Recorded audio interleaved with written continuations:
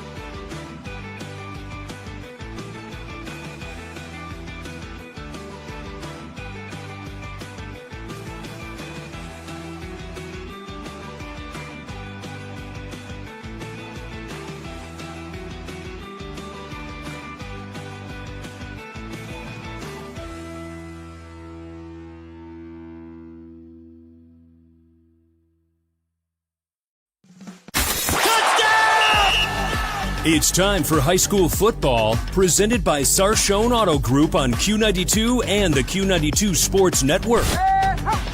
The best Stark County football is heard right here all season long. Whether you're in a car, at home, or on the go, the action is live on Q92 and streaming on the Q92 Facebook page, X, and our YouTube channel. Now, let's take you live to the stadium and our broadcast team for tonight's kickoff on Q92 and the Q92 Sports Network. Here they go! Touchdown!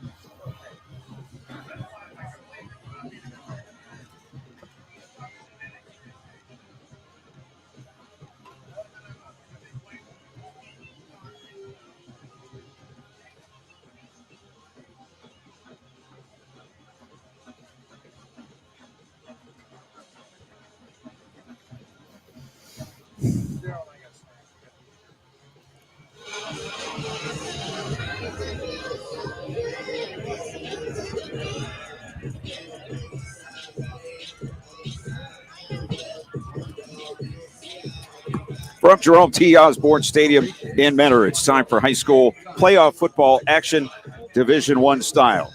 The Canton McKinley Bulldogs at 9-2 take on the Mentor Cardinals at 11-0.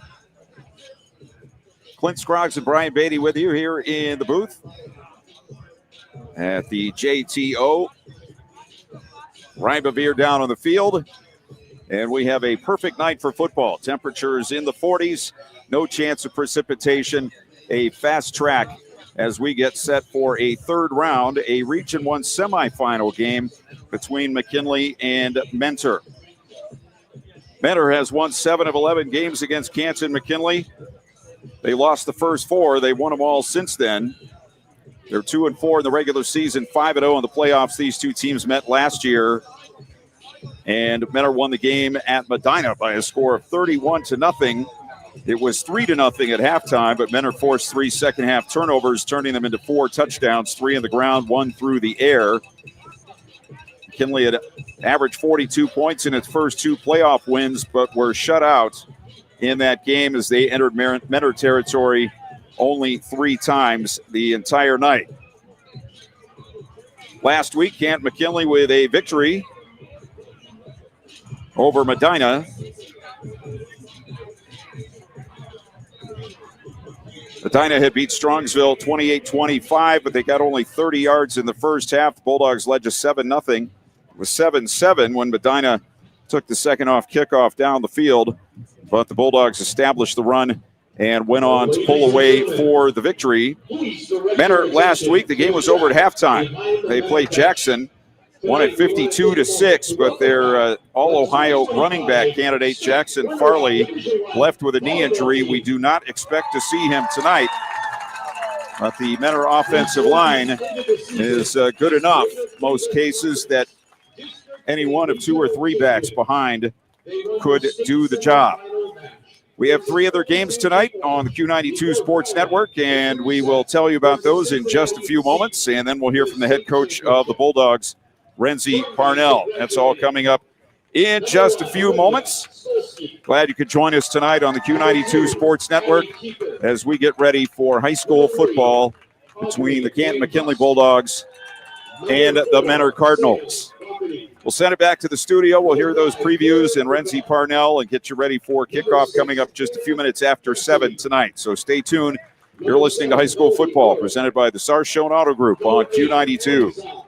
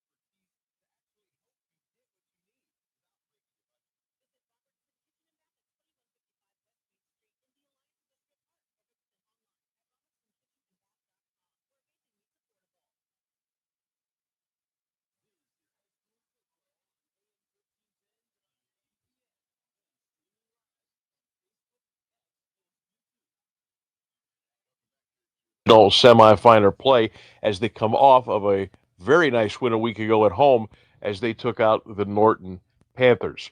Let's talk about the West Branch and their quarterback, Grady Hurst. He should get over 2,500 yards tonight as he comes in with 2,427 on the year and 25 touchdowns. This West Branch defense also is no joke. They have kept them in each and every ball game all season long. You want to talk about tradition? How about this Lake County team under head coach Bob Gresowicz? You know, they were state champions just a couple of years ago. The Pirates won the Chagrin Valley Conference division again for the third consecutive year. They come off of a very nice win last weekend at home against Chardon Notre Dame Cathedral Latin. And speaking of Coach Bob Gresowicz, his record at Pitt Perry, 58 wins and 10 losses, and we told you about that state championship they won just a few years ago. It should be a fantastic game. Temperature's supposed to be in the upper 40s for kickoff tonight up in Lake County. Join me and my partner, Caleb Norick, with the kickoff coming up at 7 o'clock. It's West Branch, and it's Lake County Perry looking to move on to the fourth round of the playoffs. I'm Sam Berkman, AM 1310, WDPN, and Q92radiosports.com. RG Drag, Stark County's premier career center, offers programs that prepares its students at the high school level for careers and continued education beyond high school. Upon completion, RG Drag students have an immediate opportunity to obtain a well-paying job in many exciting career fields. We offer everything from culinary, dental assisting, engineering, sports turf and landscape, welding, and so much more. Contact RG Drag to find a program and career that's the perfect fit for you. RG Drag, where careers begin. The road to Canton runs directly through Columbus as two Ohio heavyweights clash for a spot in the regional final. Get ready for OHSAA Division II Region 7 semifinal between the Massillon Tigers and St. Francis de Sales. The number 3 seeded Massillon Tigers come into tonight after a dominant 62-7 blowout victory last week over North Canton Hoover. Coach Moore's squad has showcased the potent balanced attack. Look for running back Xavier Owens and Anthony McMullen Jr. to set the physical tone behind the massive offensive line, while quarterback Manuel Patterson has been razor sharp, throwing only one incompletion last week and hitting targets like Giorgio Jackson. Massillon will focus on their power and efficiency. Standing in their way are the 2 seed St. Francis de Sales Stallions, fresh off one of the most thrilling playoff wins in recent memory. DeSales showed up clutch late in that ball game with quarterback R.J. Day throwing a record-breaking 482 yards, capping off a dramatic game-winning touchdown in the final seconds of the game. Day's favorite target, 4-star junior Jordan Karhoff, is an absolute difference maker and a weapon Massillon must account for.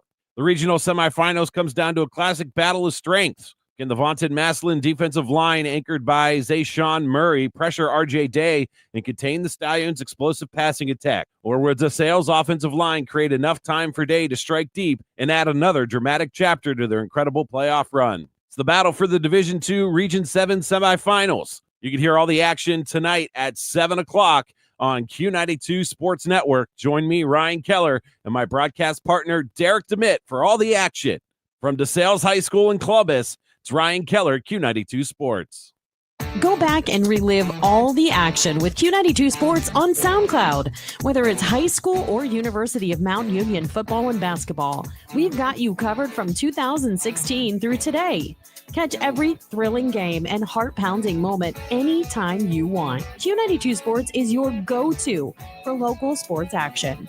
Find us on SoundCloud at Q92 Radio, and don't forget to stream all of our games live on Friday night at Q92radiosports.com.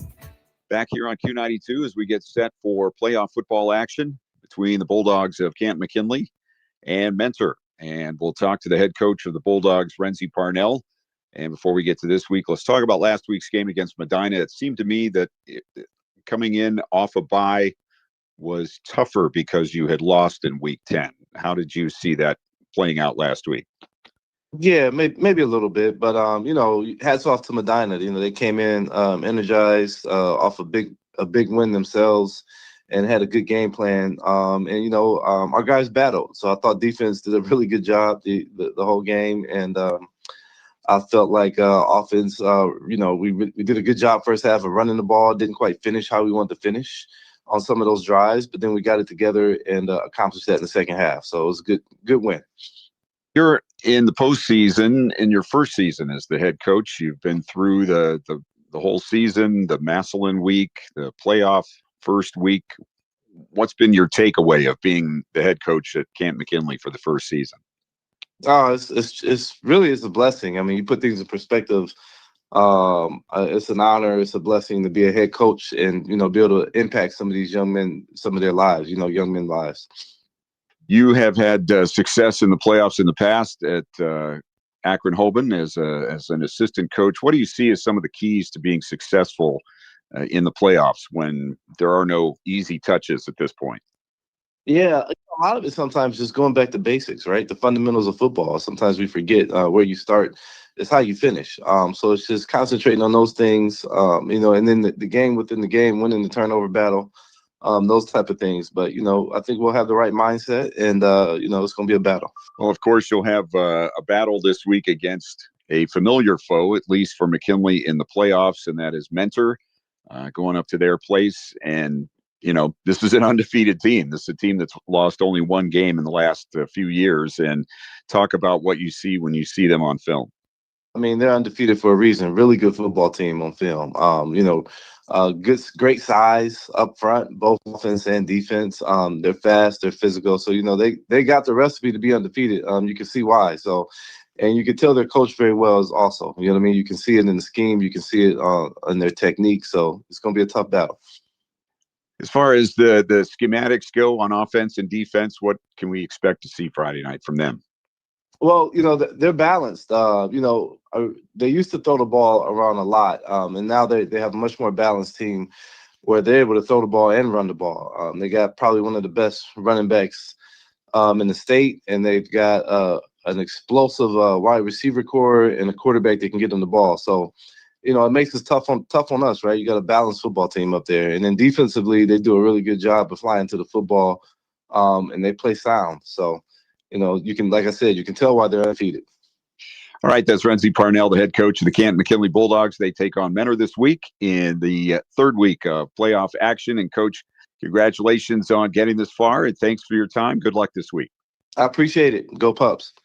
Dreaming of your next getaway? Lisa's Dream Getaways Travel Agency is a locally woman-owned travel agency helping you see the world. Lisa books any and all types of travel, honeymoons, all-inclusive, cruises, Disney, along with bachelor and bachelorette trips and destination weddings with low deposit, and you set your monthly payments. Mention Q92 to get $50 on board cruise, credit, cabin, or $150 off your non-canceled vacation or honeymoon. Call 330-428-0610. Lisa's Dream Getaways Travel Agency. If you don't go, you won't know.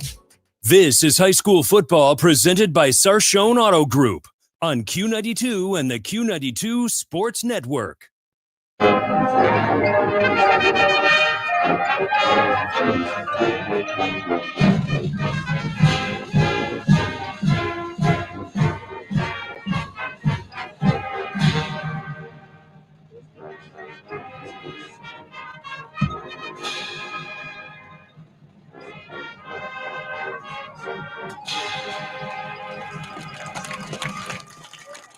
All right, welcome back to Mentor. Clint Scroggs, Brian Beatty, and Ryan Bevere. And let's set this one up just a little bit. We'll send it down to Ryan in just a few moments. But Brian, let's set this game up. We have a few minutes here before kickoff. McKinley winning 30-7 last week against Medina, getting them this matchup with undefeated Mentor. Pups pulled away the second half after being tied 7-7 in the third quarter. Shad Davis, 87 yards and 3 touchdowns. While the county's leading rusher, sophomore Kylan West, 128 yards. The Bulldogs, 279 on the ground. West now 1,311 yards.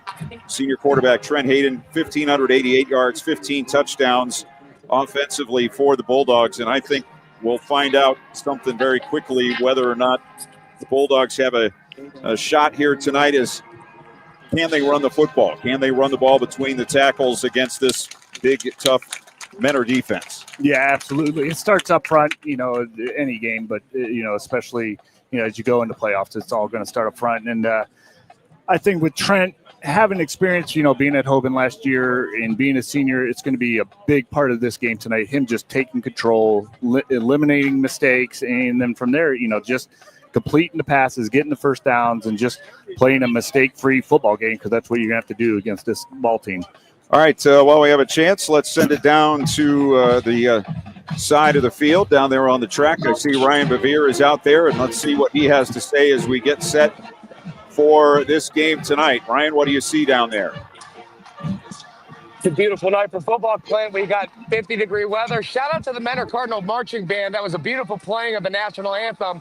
But Mentor comes in. They're going to be without their running back, Jackson Farley. He's a state commit, and he's the best player on the team. He's not going to be playing tonight, so that helps Canton McKinley tonight. But Brogan Jones for Mentor slings the rock. He beat up Jackson last week. So if McKinley's going to win this game, they kind of got to make the first half ugly, I think, and they got to get into the second half. But that's what we're looking at right now. It's a beautiful, gorgeous night for football. I hope I can check back in later. All right, thanks, Ryan, down on the field, and he'll be down there all night. Of course, he's busy taking photos and video and getting ready for what he can post during the game and post-game on Facebook and Instagram and X and anywhere that you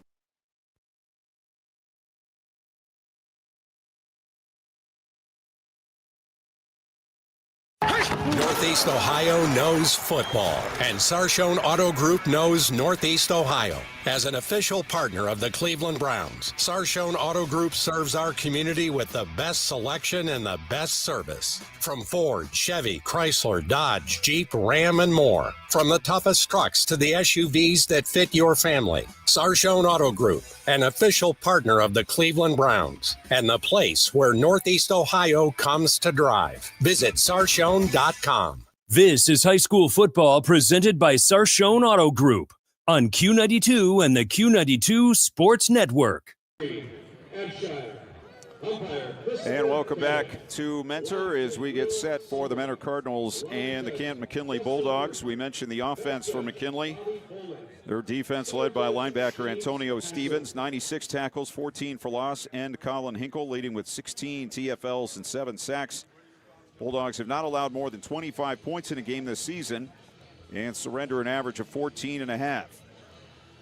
Mentor, in their last 25 games, 24-1. A lone loss coming to St. Edward in a regional final last year, 13-7. They average 42 points a game. They've given up more than 7, only once since week 4. But they've beaten only 3 teams with winning records, one of those being a 52-6 romp over Jackson last week. Jackson came in 6-5. Score last week was 52-0 at halftime. Brogan Jones was 15 of 18, 189 and 4 scores. Jackson Farley, 4 rushes, 124 yards and 2 touchdowns. Kent State recruit, almost 1,600 yards, 26 touchdowns this year, but he's out. A knee injury suffered last week against Jackson. Everybody's been saying, well, with a line like Mentor's, anybody that can run the ball at all should be able to find some room to run. Do you think there'll be any slowdown tonight from the Mentor offense? Yeah, absolutely. That helps. There's no doubt. But, I always look at it when you're a new back and it's this late in the season, I always worry about turnovers, not used to getting hit. And that's what did you say? 26 touchdowns, is that correct? Mm-hmm. And that's a lot of yards just to recoup all of a sudden, So, yeah, absolutely. You have, the recruit going to Ohio State. You got the kids that are out there. So, yeah, absolutely. Having those linemen in front of you is a big deal. But at the same time, you got to take care of the ball, the running style, reading the blocks and everything that way. So, it's a big loss no matter how you look at it when you lose it, because, even Coach Parnell said in the interview during the week they're a well-rounded team. So this does take one of their bullets out of this. So, but, they're impressive. Their wide receivers are impressive. Their quarterback's impressive. So they have to play a good defensive game tonight for sure. Wideout Justin Hodge headed for Miami of Ohio. We got offers from bigger schools, apparently. He's caught 45 this year for 900 yards, 13 touchdowns. And Mentor feature 3 offensive linemen with Division I honors. Offers, that is. I did the same thing in my preview, but I was able to fix it in that. Division I offers for 3 Cardinal offensive linemen. Mentor beat McKinley last year in the 3rd round, 31-0. It's the 4th time Cardinals have knocked McKinley out of the playoffs in 7 years. McKinley hasn't reached the 4th round since 2006. They get another chance tonight. They would have to break a 7-game losing streak to Mentor. They won the first 4 times they played in regular season action. They've lost 7 straight, 2 in the regular season and 5 in the playoffs.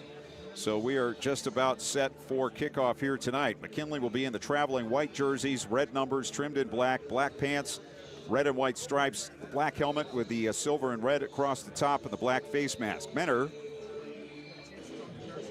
I'm going to call them gray jerseys with red pants, red numbers, and the gray Mentor helmet with the Cardinal logo on either side, much like the Arizona Cardinals, and they have red face masks. We'll do our best tonight. I don't think we're going to have a lot of success initially reading the numbers on the jerseys. The red on the gray doesn't look like it's going to stand out, especially the farther away from us they get. We'll do our best.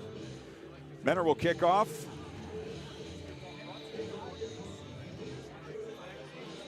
And they will go from our left to our right here at Jerome T. Osborne Stadium, the JTO, as they call it here.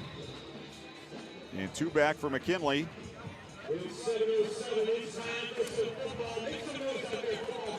Darius Hill, one of those back for the Bulldogs, along with Demare McClellan.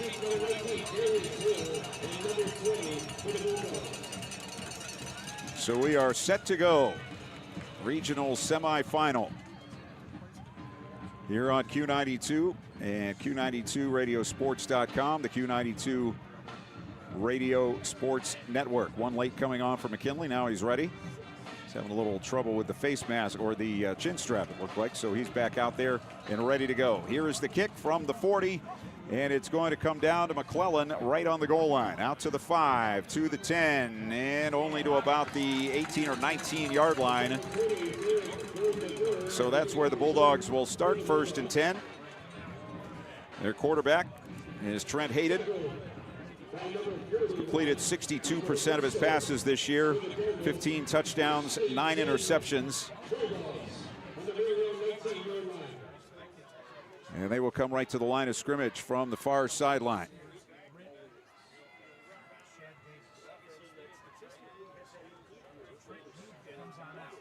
Kylan West is the deep back behind Hayden in the pistol. They have a wing to the right. They have 2 receivers to the near side left. On 1st down, West goes up the middle, and he is met and dropped after about a 2-yard gain. So the tackle made at the 22. So it'll be 2nd down and 7.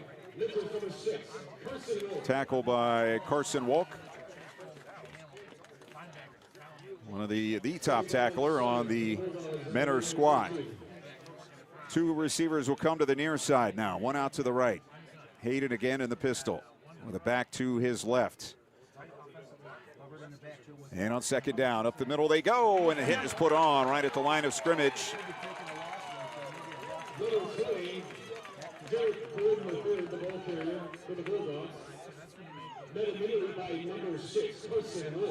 And it was Walk again with the hit. Time for a cutback there and no room to run. Yeah, Walk blitzed the gap there and met the running back low and made a great tackle. He has 89 tackles this year to lead the team, 12 tackles for loss. It's 3rd down and 8 for the Bulldogs. Hayden, play action, looking out to the right, throws it to the sideline, and it is caught, I believe, at the 32, 33-yard line by McKinley's DJ Britt, and it is a 1st down out to the 32. So the Bulldogs move the chains on their first possession. Britt came in leading the team in the receiving yards at 609, 40 catches. Darius Hill has 49 grabs and 586 yards. So Hill and Britt will come to the near side. Wing out to the right. And it's a handoff. Back up the middle and another tackle. That looked like the last play on the running play. It was started to the right, tried for the cutback to the left, and Carson Walk was there waiting for another tackle after no gain on the play. 2nd down and 10. We are a little over 2 minutes into the first quarter. It's just fundamentally assignment football. They're taking their gaps where they need to be, filling where the holes are going to be, and making the tackle then one-on-one. One out to the right. One wide near side, one in the slot, and a wing to the near side left. Play action. Hayden looking, throws it short, and it's caught by Legacy Lee at the 37-yard line. That'll be about a 5-yard pickup. And that's the way you're going to slow those linebackers down, is just, hitting those pop passes, the short routes, and slowing them down from making those quick rush adjustments. So it'll be 3rd and 5 here for the Bulldogs at the 37-yard line. Lee will go out as a slot to the right. Derek Gordon will be wide out to that side. Britt to the near side left. And Hill is a slot right. And they'll run it up the middle in a big hole. 40, 45, 50, and down on the 40-yard line. West was just tripped up by the last man, or else he would have gone the distance. To the Menor 41 it goes, 22 yards on the play. Didn't see who got the trip, but Darius Hill was one man away from going the distance. As it is, the Bulldogs have crossed the 50 and have it 1st and 10 on the Menor 41-yard line. Hill out wide to the right, 2 to the near side, the short side of the field. Hayden in the pistol. Hands it off again. Up the middle goes West, and he pushes his way inside the 40 to the 38. Ben Schenk, the tackle for Mentor. It's a pickup of 3. And 2nd and 7. If nothing else here, the Bulldogs have flipped the field, and they've used 4 minutes off the clock on their first possession. Yeah, last 2 runs, a little bit of misdirection up there. I'm trying to see if it's a power or more of a counter. It looks like more of a power, just pulling the tackle and then scraping the backside, taking care of that linebacker that's blitzing. Gordon is a wing left. Now Lee switches over to the right as a slot receiver wide each side. Hayden now brings Gordon in motion. Hayden looks right, wants to look left. His man is covered, and Hayden's going to go down. He's still got Gordon wide open out there on the right. He didn't throw the ball. Let's see if the ball came out. Men are saying there was a fumble. Hayden faked a throw to the right to the man going in motion out of the backfield, then came back to the left, wanted to throw a screen to West. It was covered, and then Hayden took the sack, or almost took the sack. He threw the ball. That's what happened. The official calling a penalty here on McKinley for an intentional grounding. Yeah, the ball did make it cross the line of scrimmage. But as he was being rushed and couldn't throw it to the left, Gordon was standing out there on the right with nobody else on that side of the field. But Hayden did not think to look that way, and it's going to be a big loss here for McKinley back to the 50-yard line, where it will set up a 3rd down and 19. Yeah, I think the play was designed to fake the wheel route to the right. He faked it, and it was coming back to the screen to the left. Unfortunately, Menor had that covered. If they would have just threw it to the wheel, it was wide open, like you said. So got lucky that it wasn't a fumble or interception. So from the 50, here's a handoff. West up the middle, breaks to the outside, 45. Showing some nice moves. He's going to be stopped far short of the 1st down at about the 38-yard line. But Kylan West showing off the swivel hips there to pick up about 12 yards on the play. That'll still leave him about 6 short of a 1st down. And it looks like the Bulldogs offense will stay on the field. They'll bring in Shad Davis from the far sideline, and McKinley will go right to the line of scrimmage. They have kicked the ball in this situation before, and now Hayden will step back a couple of steps, takes the snap, and kicks the ball to the far side of the field. It'll bounce inside the 15, inside the 10, still rolling, and they down it on the 1-yard line. So that's 37 yards on the kick from Hayden. And So it will be 1st and 10 for the Mentor Cardinals from their own 1-yard line, as they get the ball for the first time with 6:49 to go in the first quarter.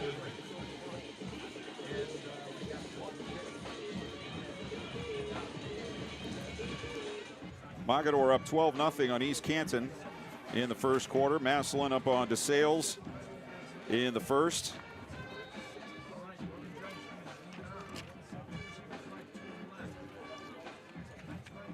I believe I saw that Mogador had scored in the first play from scrimmage. They did.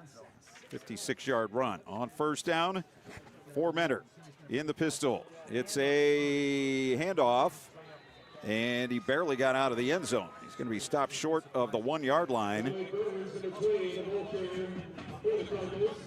That was Dominic Burns. Burns, a senior, 5'10 and 175. He had 597 yards rushing this year, averaging 9 yards a carry. And he had 8 touchdowns, trying to replace Farley here, who had 26 scores and 1,600 yards rushing. Their quarterback is Brogan Jones. Halfway into the end zone, rolling right, throwing out to the sideline. It's a catch and an immediate hit put on. Catch by Phelan Harold. That is a junior making the grab. Immediate hit by McKinley's Christopher Crook. And it will be 3rd down here for Mentor. 3rd down and 4 from their 7-yard line. So they come out with a couple of pretty safe plays to start things. They look to the near side for the play. Phelan Harold making only his 9th catch of the season on that one. And back to throw. Jones going to look, going to throw over the middle. The ball is deflected and intercepted at the 20-yard line. Back come the Bulldogs to the 15, to the 10, and down to the 6-yard line.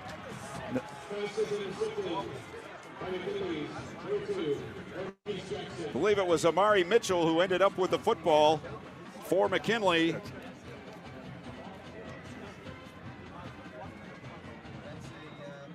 The ball was tipped by one of the charging defensive linemen,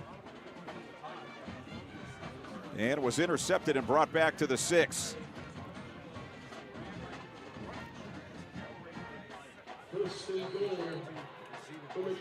Yeah, I think Amari actually is the one to tip that. Amari got the 2 was the interception on that. It was Marquise Jackson that got the interception. All right, it'll be 1st and goal from the 6. Bulldogs come out at a power formation. Everybody in tight, 2 backs in the backfield. And the quarterback is under center, and they hand it off up the middle, and that is the linebacker, Antonio Stevens, carrying the ball for the Bulldogs. I didn't go that far down on the rushing totals this year, so I don't know if he has carried the ball. We have an injured McKinley player down.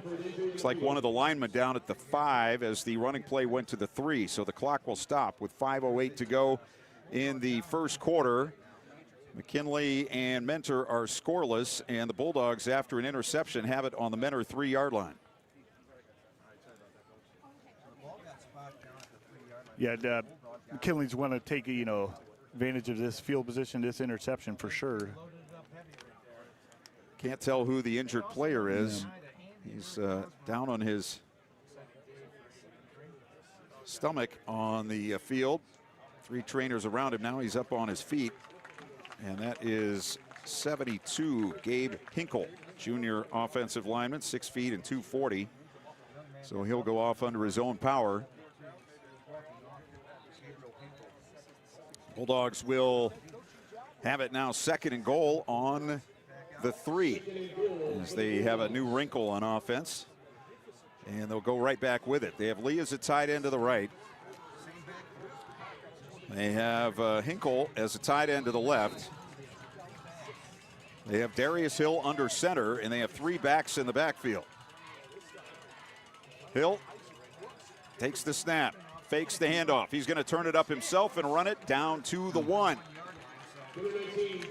So it'll be 3rd and goal at the 1-yard line.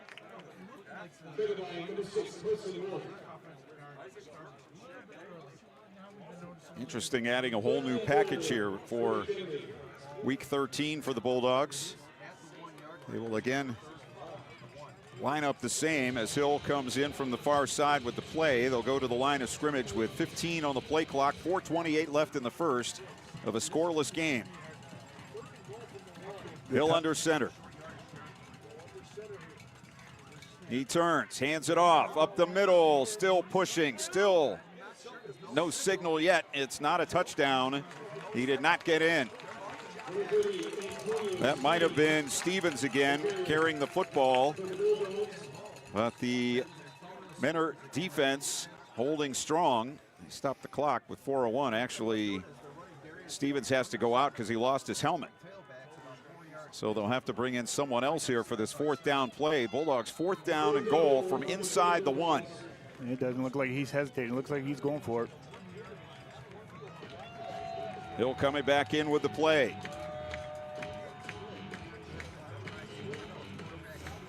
Bulldogs to the line, 10 on the play clock. Hill with 5, with 4, with 3, with 2, with 1. Turns, pitches it back. It's a run, and it is a McKinley touchdown. Isaac Brooks takes it in for Canton McKinley. His 3rd rushing touchdown of the season, and the Bulldogs take advantage of the turnover. Yeah, I like that call. It's a little bit of almost a power pitch. Getting outside, everyone's really shooting inside those gaps, and, he probably has a read there. If it's not there, he could take it outside, and he found that hole. Like I said, more of a power pitch. Just get outside just enough. It's dangerous. You are pitching the ball's going to be in the air a little bit there, but, yeah, great play call. Didn't hesitate. He was going for it. And the Bulldogs have the offense still on the field here. Look like they're going for 2. Mankowski, their normal kicker, 35 of 37 on PATs this year, but they're going to go for 2 here on their first touchdown. It is a run to the left, and it is Hill to the 1, and he's going to be stopped.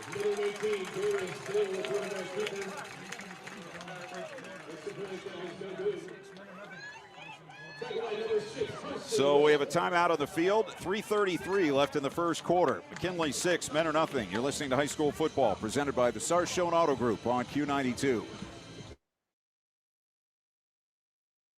AWP Safety, North America's leading traffic safety company, wishes the best of luck to Stark County student athletes this fall, and they need you. Join AWP as a protector for steady work and an important job keeping people safe. They offer paid training, certification, referral bonuses, and advancement opportunities. To apply, visit jobs.awpsafety.com. That's jobs.awpsafety.com.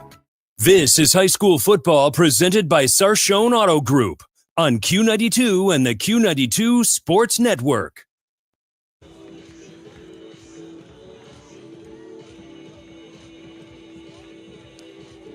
Canton McKinley takes the lead 6-0. They get the interception and the run back inside the 10, inside the RG Drake red zone, and score on 4th down on a run by Shad Davis. And McKinley with a 6-0 lead. And as we wait for the TV timeout to be over, we'll tell you that we still have Massillon leading to Sales 7-0. Mogador up on East Canton 12-0. And no score in on West Branch. I don't know if you have one or not, or if there is a score in that game. I haven't seen one.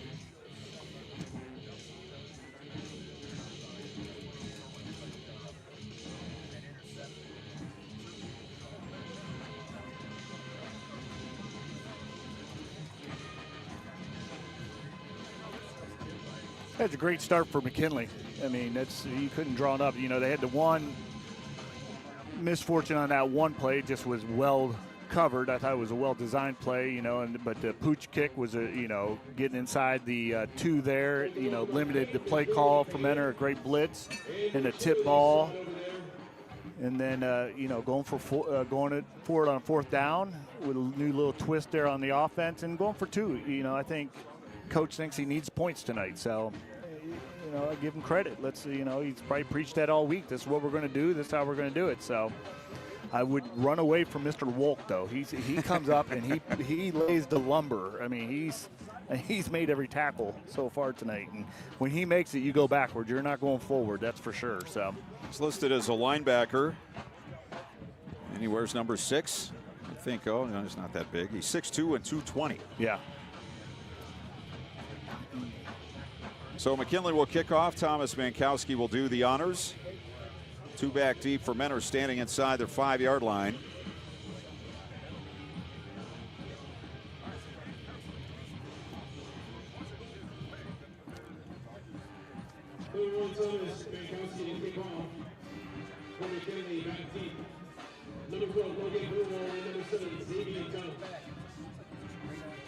Xavier Dunn is one of those back deep, and we're still waiting for a signal from the referee. Now we have it, and we're ready to go. All that time since we came back was the TV timeout. Here's a kick, low liner, bounces through the hands of the up back, and it's on the ground at the 21, picked up there. Now they need to make a tackle out to the 30, 40, and Mankowski runs him out of bounds at about the 47-yard line. One of the McKinley players smashed into one of the officials on the far side of the field. That was Adonis Kelly, who ran into an official. They were both slow to get up, but back up on their feet. Mogador up now 19-0 on East Canton, end of the first. And they finished a quarter in Columbus, and Massillon leads DeSales 7-0. On first down, Brogan Jones, the Mentor quarterback. From the 45, he stands on the 40 and whistles, and an offside call against McKinley. Ryan Beviert told us from down on the sidelines during the last timeout that one of the McKinley coaches and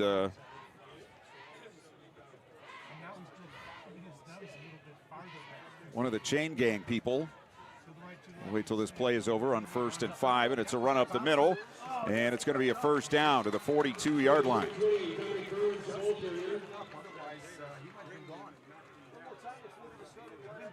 So the ball will be on the McKinley 42. That is a gain of 12.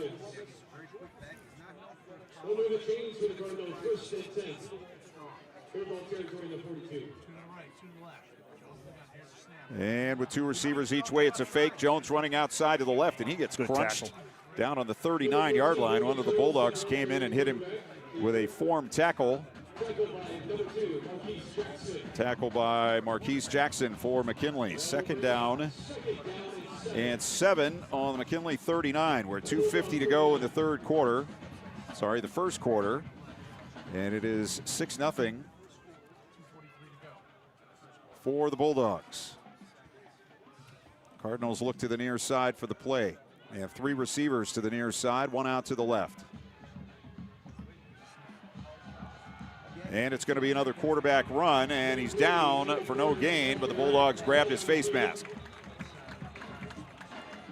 I'm going to say that might have been Shad Davis who came in to make the tackle, but he got the face mask of the quarterback, and the referee behind the play saw it clearly and threw the flag. So instead of 3rd and 7, it's going to be a first down here, I believe, for Mentor. Yep, first down. So we'll put it on the 24-yard line. So that is a tough break there for McKinley. 23-yard line, so a 16-yard penalty. And an official's timeout.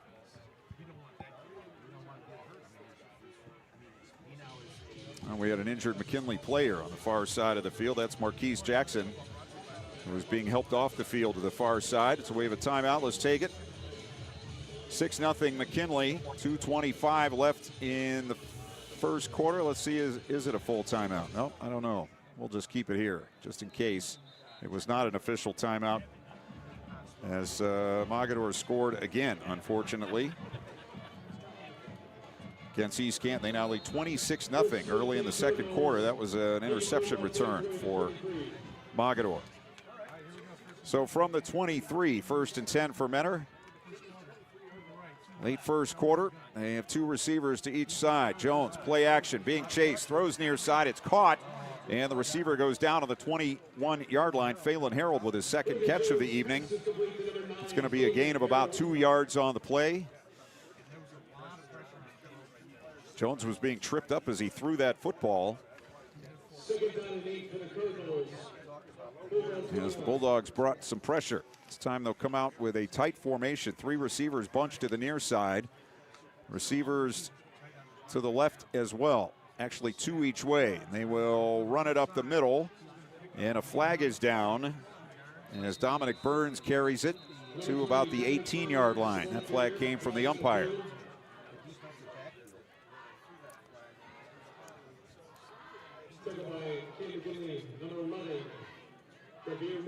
So let's check the penalty call.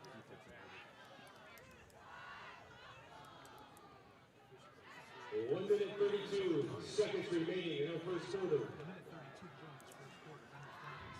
Not sure what the discussion is about, but 2 officials discussing things.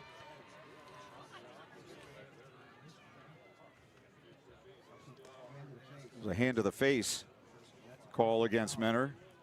Personal foul, so I imagine that's 15 yards. And it'll be a second. It'll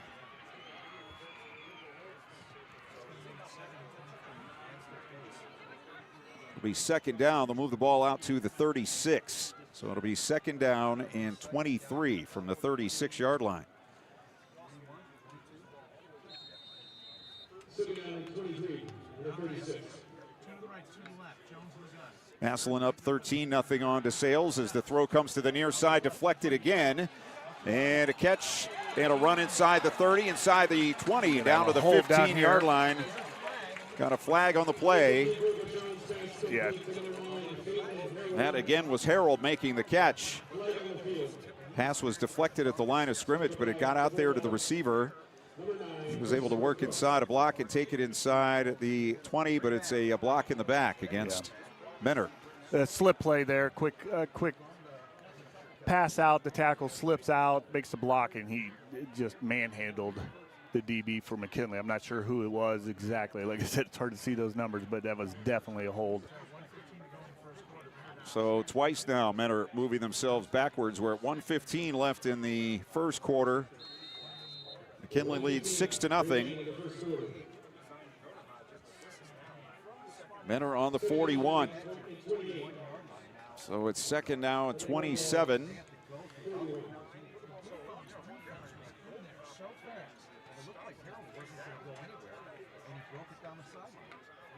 Three out to the left, one to the near side. Back to throw. Jones, pressure up the middle. It's a screen near side, and he can't get away. Dominic Burns made the catch.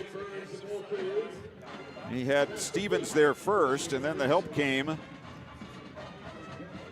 Dietrich Daniels, Mari Mitchell also there for McKinley. They'll mark that out of bounds on the 39-yard line. It's only a couple of yards on the play, and it'll be third down. And about, let's see, they're on the 39. They need to go to the 13. So third and 26. Say, I don't have my calculator. I can't help you out there. Amari Mitchell's been playing a heck of a ball game. He's been on a couple big plays here so far. Quarterback draw, big hole, as he'll get it down to about the 23-yard line. That'll be fourth down now, 4th and 10, as he got it to where the drive or where the possession started, where the series of downs started anyway. They do not have to run another play here. 20 on the play clock, 15 on the game clock. They're going to try a field goal. Don't look like the wind's any factor. Both the flags on top of the post are pretty well flat. So they've used 2 kickers quite a lot this season. This must be Christo. And whistles, and that's the end of the quarter. So the quarter runs out. We've played one here at Mentor. And after one quarter of play, it's Camp McKinley 6 and the Mentor Cardinals nothing. You're listening to high school playoff football action presented by the Sarshone Auto Group on Q92. High school football exemplifies the true meaning of teamwork. At Friends and Family Credit Union, our team of local friendly professionals offer the same true spirit for our members with a wide array of products from vehicle loans to personal loans, family secure checking with ID Protect, mortgage, home equity line of credit, and more. For over 60 years, we have the game plan for your financial well-being. Visit any of our 3 convenient locations, online or mobile banking. Now, more than ever, it's time to bring a friend into the family. At Meijer, we're working hard to make this year's Thanksgiving a good deal better. Meijer frozen turkey is just 49 cents per pound, limit 1 per customer. Save even more with Meijer brand hot deals all season long, like Meijer cut green beans and whole kernel corn, just 49 cents a can. Meijer turkey stuffing mix is 99 cents, and cans of both Meijer cranberry sauce and pure pumpkin are just $1.09 each. Delicious deals and a Thanksgiving meal to remember. That's the good life at Meijer. Exclusions apply. See all deals in the Meijer app. This is high school football presented by Sarshone Auto Group on Q92 and the Q92 Sports Network. Back here at Mentor, Jerome T. Osborne Stadium. Clint Scroggs, Brian Beatty, and Ryan Bevere. And we played 1 quarter of football with Canton McKinley up 6-0 on Mentor. They've more than held their own here in the first quarter. Physically, I thought they've more than held their own, and they got the big turnover that set them up inside the 10, and they were able to convert on the touchdown. Yeah, McKinley belongs here tonight. I don't see any, difference. They're playing hard, and making plays. So looking forward to the rest of this ball game. This big kick coming up here. See what they can do. And offensive, I think they have a great game plan. He threw a couple wrinkles in. Well, on their first possession, they started around their own 20 and were able to get across midfield. They ended up having to quick kick it on 4th down, which was down at the 1-yard line, and that kind of set up that whole series of events. A tipped pass was intercepted and run back inside the 10, and the Bulldogs showing a new formation with Darius Hill under center and a full house backfield behind him, and they went to 2 different ball carriers, 3 include Hill, and ended up punching it in on 4th down. Here's a field goal attempt for Mentor to start the second quarter. All that's a credit to coach, too. Be able to put that kind of stuff in. You have the confidence in your kids come week 13 that you can put extra stuff in. That means they're developing each week. That's great to see for McKinley. Yeah, 40-yard field goal. I believe this is Christo, the kicker. As the ball is down, the kick is on the way. It's got the distance by plenty, and it is good. So 5 seconds into the second period, Danny Christo, a freshman, knocks it in from 40. And just like that, it is a 6-3 ball game.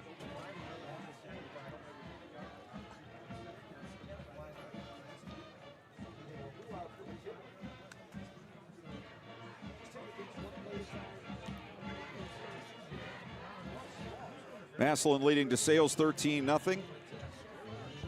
That game probably about halfway through the second quarter.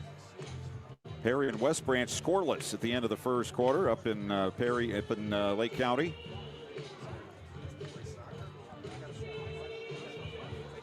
So the kickoff will come here from Mentor.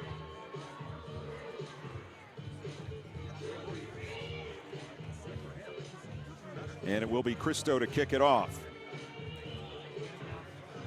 Mogador up 33-0 on East Canton halfway through the second quarter. So that one is pretty much done and dusted. Here's the kickoff by Christo.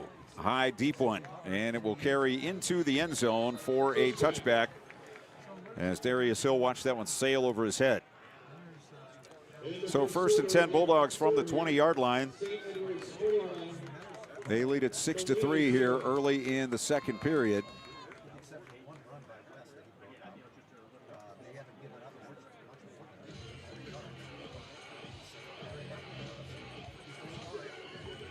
McKinley huddling around their coaches on the far side. Brian Bevere telling us one of the McKinley coaches and one of the chain gang guys were in a heated shouting match over who could stand where on the far sideline. He said he couldn't recall ever seeing anything like that before. I've seen that a few times. You can ask my dad. He coached for a few years. He had his favorite chain guys and his least favorite chain guys. On first down, it's a run up the middle by Darius Hill, and he's going to be stopped after a 1-yard pickup at the 21-yard line. I'm sure you've seen more than either of us have. I have no doubt about that. And I can guarantee he's listening right now. And I know a few times he slips and maybe stepped on the chain at the wrong time, or I don't know. Never. Bulldogs with a 2nd and 9. They'll go out with one to the left, one to the near side, a wing left, and a slot to the near side right. Hayden brings a man in motion, back to throw, swings it out to him. 15-20, 25-30, and 35-38-yard line goes Derek Gordon the third. And the Bulldogs move the chains. That was the play that got him in trouble the first possession. They faked that, tried to throw a screen. It was covered. The wheel was open, so they went back to it. Yeah, giving him in space and letting him use his speed, athletic ability, and picking up a first down there. I like that play. Getting their athletes in space and making the play. Gordon with only his 6th catch of the season. And he has been featured more here late in the season, especially with the injury to Elijah Finn. So from the 39 for the Bulldogs, a whistle and a timeout. So McKinley calls time. It is a Friends and Family Credit Union timeout. Time to bring a friend into the family. So we'll take a break. 10:43 to go in the first half. It's McKinley 6 and Menor 3. You're listening to high school football playoff action presented by the Sarshone Auto Group on Q92.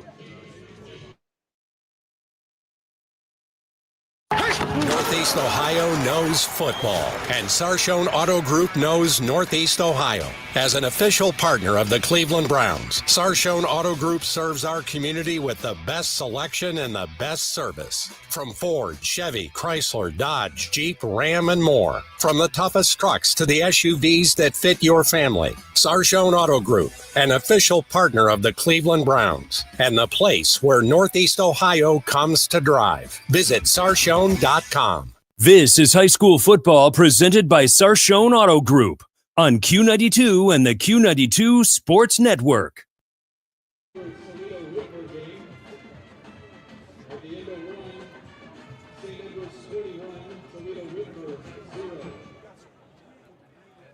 Out of the timeout, McKinley will have a 1st and 10 on their 39-yard line.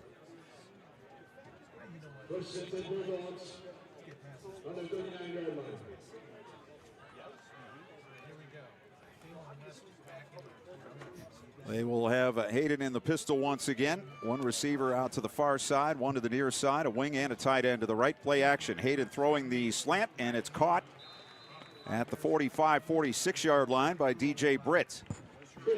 So a pickup of 7 and a flag after the play coming from all the way back. They might have 12 guys on the field, is all I can think of. I don't know. I made a motion like an unsportsmanlike, but I'm not sure. That's what the call is. The official all the way back behind the defense came up after the play and threw the flag, singling out one of the McKinley players. I'm not sure which one, but I'm going to say 82 came off the field. Don't know if he made a gesture or something, but in any case, you don't need that. That's costly for McKinley. It'll back him up to the 31-yard line. I thought that was after the play as well.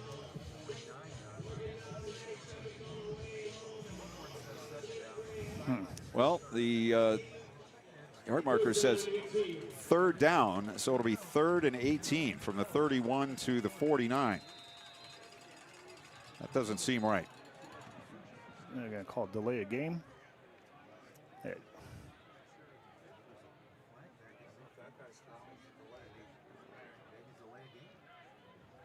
It is a delay of game on McKinley. So that'll back him up 5 more to the 26-yard line. So I was unclear about the previous penalty, about when it happened and how it should be marked off, et cetera, et cetera. They counted the play, and then after the play, they marked them back 15, I guess. I don't know. In any case, it's third down and a long way for McKinley now after a couple of penalties. Menor had the same problem on their last possession. Hayden throwing left side. It's a catch, but only for about a 3-yard pickup.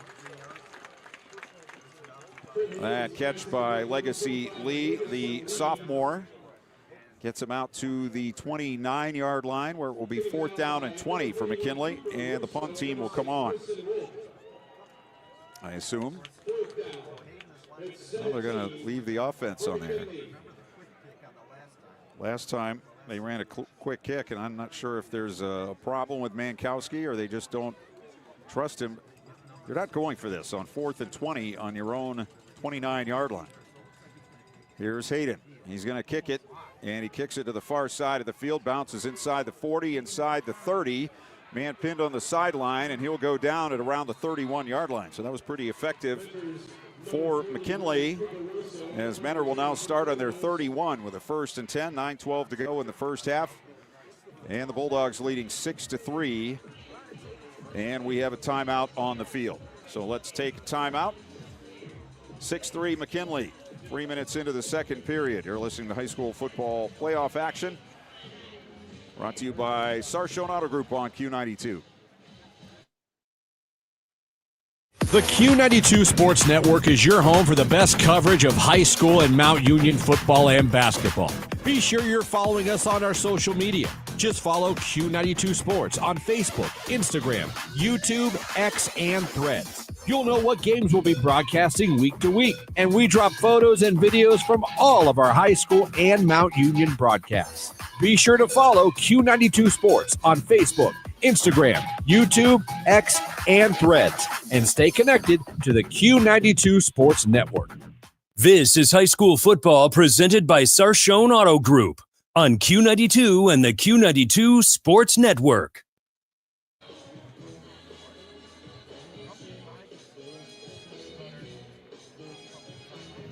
This is a TV timeout.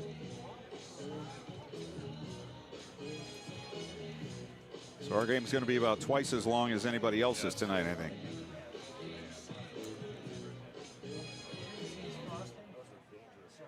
(6-3) for McKinley with 9:12 to go in the first half. The other games are getting close to halftime, but we'll just wait. 6-3 for McKinley. And when we start back up, Menor will have it 1st and 10 on their 31-yard line.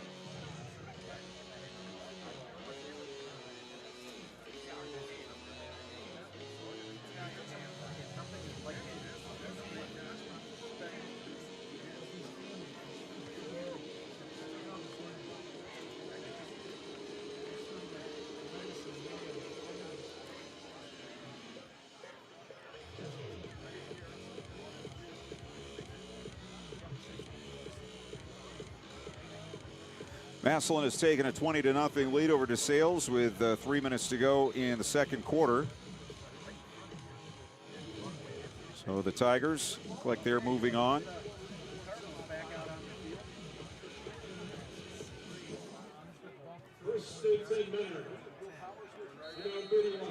First and 10, Menor from their 31-yard line.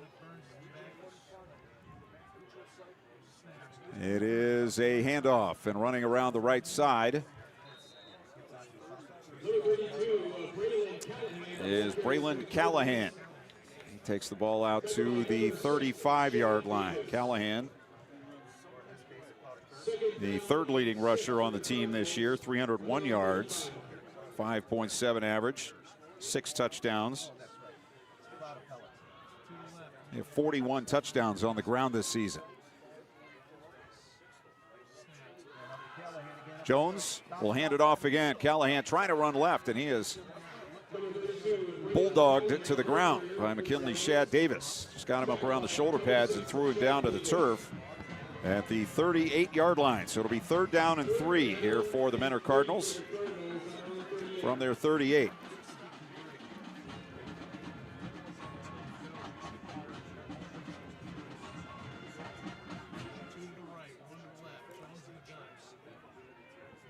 Jones back in the pistol with two receivers to the far side, one to the near side left. He's going to throw, rolling out to the right. Throws sideline, caught, 45-yard line, and a first down.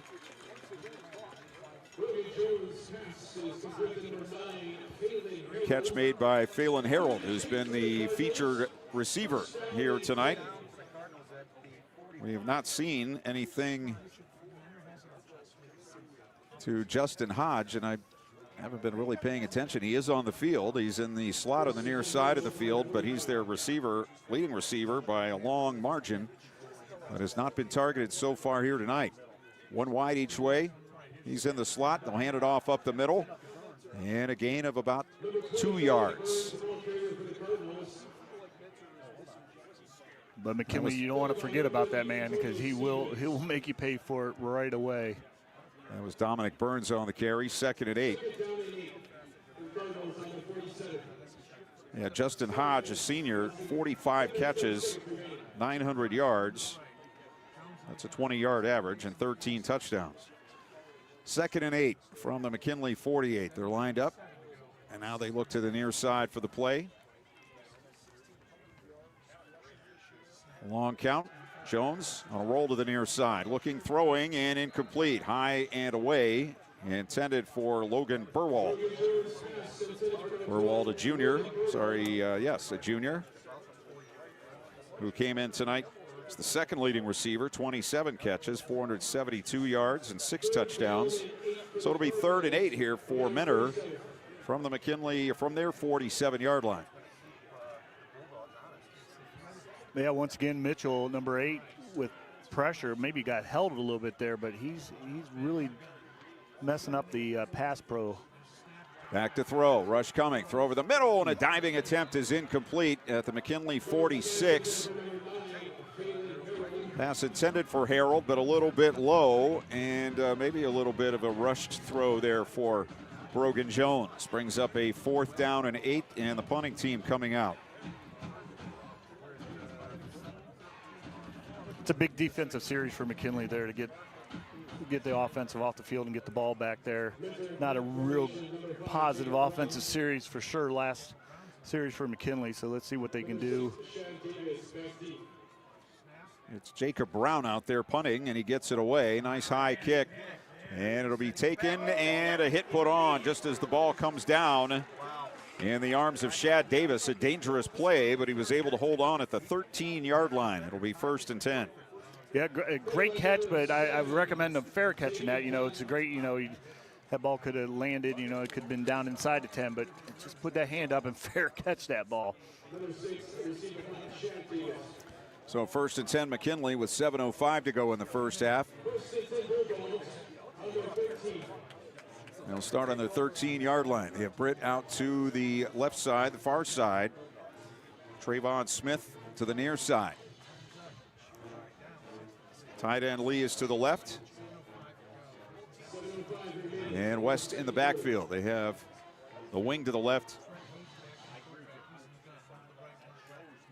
As West is back there with Hayden. Handoff, running left, West, and nearly broke away, but he got out across the 15 to about the 18-yard line. That'll be a pickup of about 5 on the play. And an injured McKinley player in the backfield. I didn't see what happened there. Another lineman. Don't want them going down. We need them.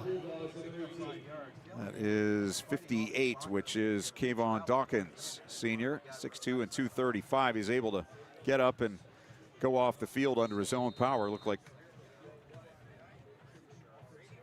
it wasn't too severe, whatever it was. In any case, it'll be a 2nd down and 5 for McKinley on their 18-yard line. We have 6:38 left in the first half. Clock running. Bulldogs on top, 6-3. And the receiver's on the wrong side. Smith comes to the near side right. Britt out to the left. Now Gordon in motion behind the play. High snap. Hayden brings it down. Now he's going to run. 20 and out of bounds near the 20-yard line on the far side of the field, where every play has ended so far this evening. They will mark him at about the 21, which will bring up a 3rd down and 2. just the small things there by Hayden. You know, a bad snap that he made a nice grab, just taking control of the ball, and then not forcing the ball into a bad coverage and just, you know, getting what he can and making a manageable third down here. See what the Pups can do.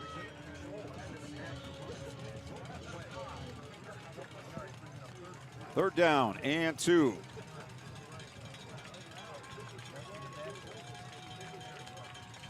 Snap back to Hayden. Give to West. Running left. A lot of room across the 30 and out to the 33-yard line. Kylan West with 12. They've stuck with that play. It hasn't always worked, but they've stuck with it, and that time we're able to bust it for a first down. Yeah, consistently hitting it off tackle there, that power, and it's worked. Again, Britt out to the left. Smith to the near side. Tight end left. West gets it again. Running left. Has room across the 40.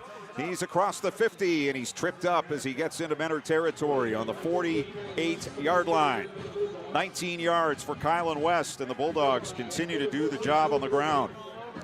We said in the pregame that would be a test tonight. That would tell us a lot about how this might go if they were able to run the ball, and so far they have. West will get it again. Again running left. Again with room to the 40 and inside the 35 and down to the Mentor 34-yard line. Just keep feeding them. They're getting on the ball, and they're trying to sub in and out here, Mentor, but just keep this ball moving. Bulldogs right back to the line of scrimmage. They're at the 33-yard line. That was 15 more for Kylan West. This time it's Davis getting the handoff and a flag coming from the near side, and they're going to call a false start on McKinley.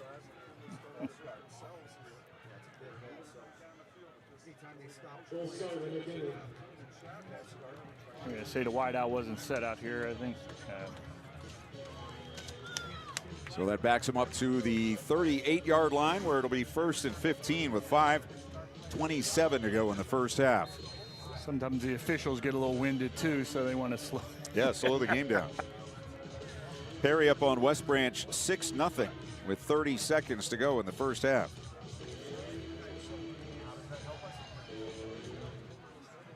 First and 15. So the Bulldogs go to the huddle. Now they come out. And again with the same formation. They have the tight end and the wing to the left. They have a receiver each way. Hayden in the pistol. Hands to Davis, running left. This time Mentor in the backfield, and they're going to drop him for a 1-yard loss. And so the Bulldogs now move another yard farther back. It'll be 2nd down and 16. Davis goes out. Haven't seen Darius Hill on the last couple of possessions. So we'll keep an eye on that.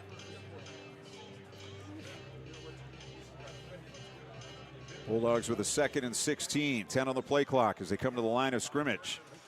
Need to hurry up here. Gordon and 2 other receivers out to the near side. And McKinley's going to have to call a timeout. They just lingered too long and meandered too slowly up to the line of scrimmage, and they were down to 5 on the play clock.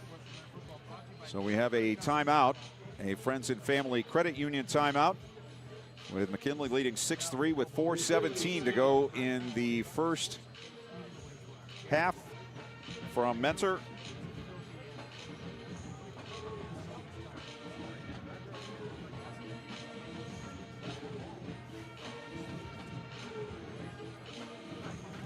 McKinley will have a 2nd down and 16 when we come back.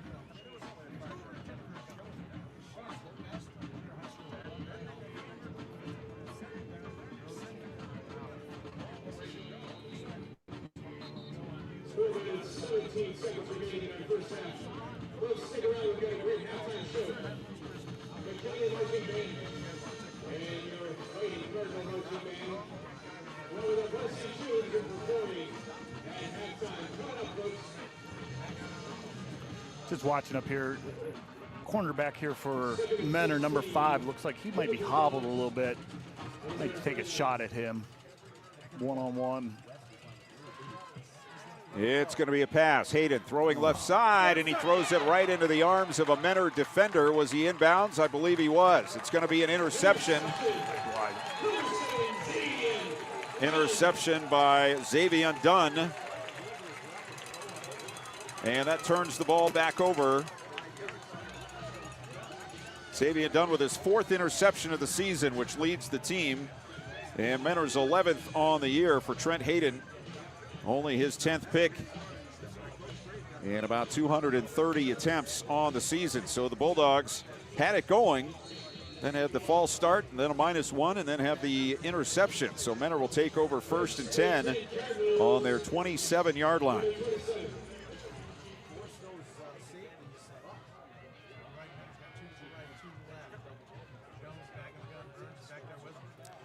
So 2 receivers each way. Jones, play action, looking to go deep. Going to heave it down the middle of the field, and it is incomplete. 2 defenders came over to try to defend Justin Hodge, and they were able to do just enough to keep that ball falling to the turf. One-on-one coverage wasn't bad by McKinley's Lanaz Brown, and the safety coming over from the middle, which was Shad Davis, got his hand in there as well. Yeah, kind of dislodged it with the hit and everything. Nice coverage. That's how I said, you got to be ready for one. He usually makes that catch. So 2nd and 10 here for Mentor on their 27-yard line. 4 minutes to go in the first half. Bulldogs leading 6-3. It's a handoff. And a big pile up in the middle, and the ball carrier goes down instantly. Back at the 26-yard line. So -1 on the play, and it'll be 3rd down and 11. As we said earlier, the numbers on these jerseys are extremely difficult to make out. They have gray jerseys and red numbers. I'm sure they look cool up close. But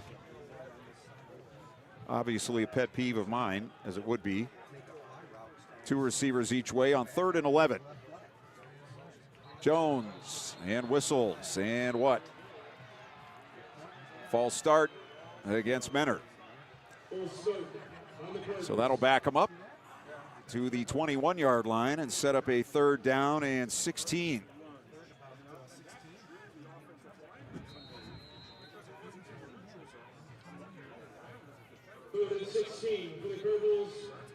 Ryan Bevere on the sideline says they were taping the ankle of McKinley's Darius Hill, but looks like he might be ready to come back in. Here's a pass play on the 3rd and very long. A quick pass out to the side, and it will get back to the original line of scrimmage, about the 27-yard line, but the Bulldogs had it covered.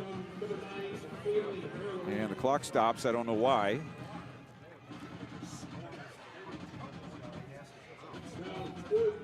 Now it's running, 2:50 to go in the half, and it'll be 4th and 10 here for Mentor on their own 27-yard line. So the Bulldogs defense stands up again.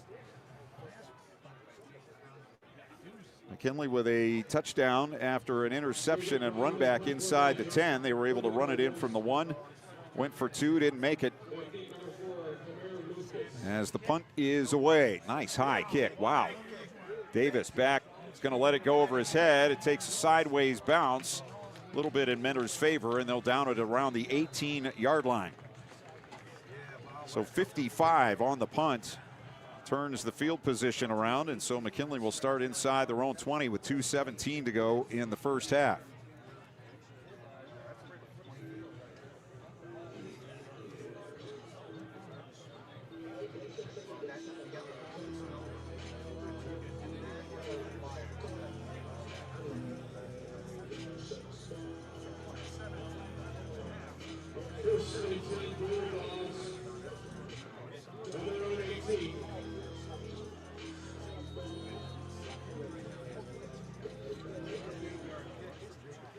So 1st and 10 on the 18. Trent Hayden in the pistol. 1 back, 2 receivers, 2 tight ends. They'll run it to the right. It's West, bounce to the outside, and he goes down at the 16-yard line as Mentor got in there to get the tackle for loss. Another tackle for Carson Wolk. 2nd down and 11. along with Cooper Russo. It'll be 2nd and 11. Bulldogs just now will get into the huddle as we're under 2 minutes left in the half. McKinley with 1 timeout remaining and Mentor with 3. Gordon out to the left. Britt to the near side. Hayden takes the snap, fakes the handoff. Flags are down. Illegal procedure on McKinley. So as well as they've played here in the first half, they have started to make some mistakes. They've had some false starts. They had a unsportsmanlike conduct penalty called against them. So a lot of what's gone wrong has been of their own making here in the first half. Yeah, the positives, and they just get a couple negatives, and it just puts them behind the sticks, and that's tough against good teams. 2nd and 16, back on the 12-yard line. Play action. Hayden wants to throw. Down the middle he goes. Caught. 26. It is Britt crossing the field to the 30. Britt far side 40. Britt to the 45, and he's going to go down at about the 47-yard line. So that gets the Bulldogs out of jail as they pick up 35 on the play on the crossing pattern to DJ Britt. Great ball by Hayden there, put it right where it needed to be. On first down, West running left, trying to get around the edge, and he's going to be forced out of bounds at the Mentor 47, 48-yard line with 1:09 to go. The Bulldogs got 1 timeout left. I'm trying to see the scoreboard, yes.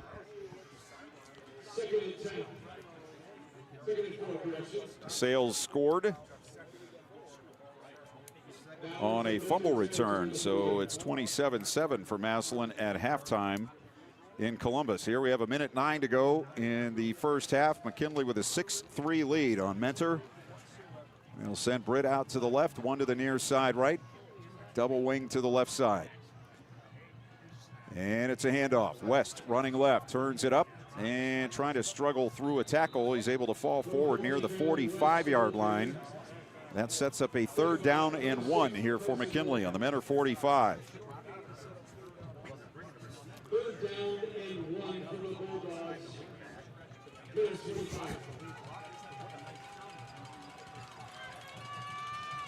They come out with a receiver each way and a wing to each side. Snap back, play action. Hayden wants to throw. Throws deep to the far side to the goal line. Incomplete, just too far for DJ Britt. And as he threw for Britt down the far side, he had Gordon running all alone down the near side of the field. Didn't see him. Went for Britt and overthrew him by about a half yard. And now Britt is slow to get back to the far sideline. Made a dive for that ball. Yeah, might have got the wind knocked out of him a little bit. Might have landed on the ball. Yeah, well. that's what it looked like. So McKinley's top 2 receivers are not. All right, so now you're. Well, Britt stayed in the game. Yeah. But they have Darius Hill on the far side of the field out with maybe an ankle injury. So now it's 4th and 1 here for McKinley on the 45. You got to be careful here, giving the ball back. 34 seconds left in the half, and West runs left side 40, 35, 30, cuts back, 20, 15, 10, and down at the 6-yard line. All right, get on the ball here. Kylan West, 39 yards, 1st and goal with 27 seconds. Clock stopped to move the chains. Spike it. They have a player down on the far side of the field. I don't know if that is Britt. But in any case, the play has stopped. And I don't know if McKinley called their last time out here. No, it should be. They spiked the ball, so should stop the clock there. The spike, which is a great call, getting on the ball. You could, once again, how far this McKinley team has come. Be able to get on the ball, get everyone organized. You don't have to be lined up perfect. You just get on your spot, make sure if you're supposed to be off the ball, you're off the ball. Doesn't matter where you're lined up. Get down, get set, and get that ball spiked. So really, they took 3 seconds. Yeah, 3 seconds off the clock. So that was well ran there. Getting that spike. 'Cause that's That's a long run, especially for those linemen getting down there getting set. So, and the way you get rid of the way they got away with that is Britt's off the ball, and he was down 20 yards behind the ball, but he was off the ball, so he was okay that way. No. You don't start the clock with them out there. Wait a second. Yeah, No. The clock is running. That's BS. The clock is running. They're down to 15 seconds. There's no reason to start the clock. Here's Hayden rolling to the near side. Rolling, throwing to the back of the end zone, and it's right through the hands of Legacy Lee in the back of the end zone. So, no. That ball was spiked, and if they gave the injury timeout, they should have told him that and let him get on the ball. Yeah, the clock ran down to about 15 when they started the play. That shouldn't have been done that way. That's bad officiating. So the ball's on the 6. It'll be second down and goal on the 6. So you could either try another throw in here into the end zone and then go for the field goal, or you could kick it here. In any case, Hill is in the game. He split to the near side right. One out to the left. It's Gordon. Now he comes in motion. And now what? Mentor's going to call a timeout with 7 seconds.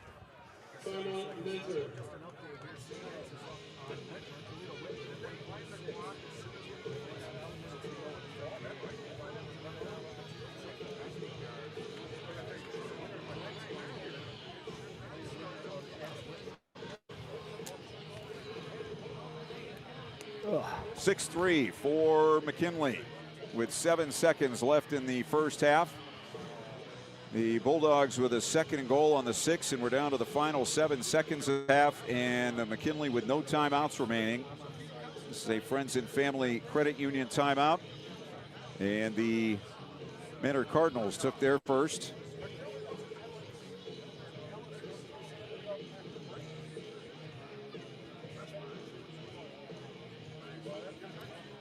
At halftime, we'll have news. We'll have first half stats. We'll have a look at some other scores around the state and more coming up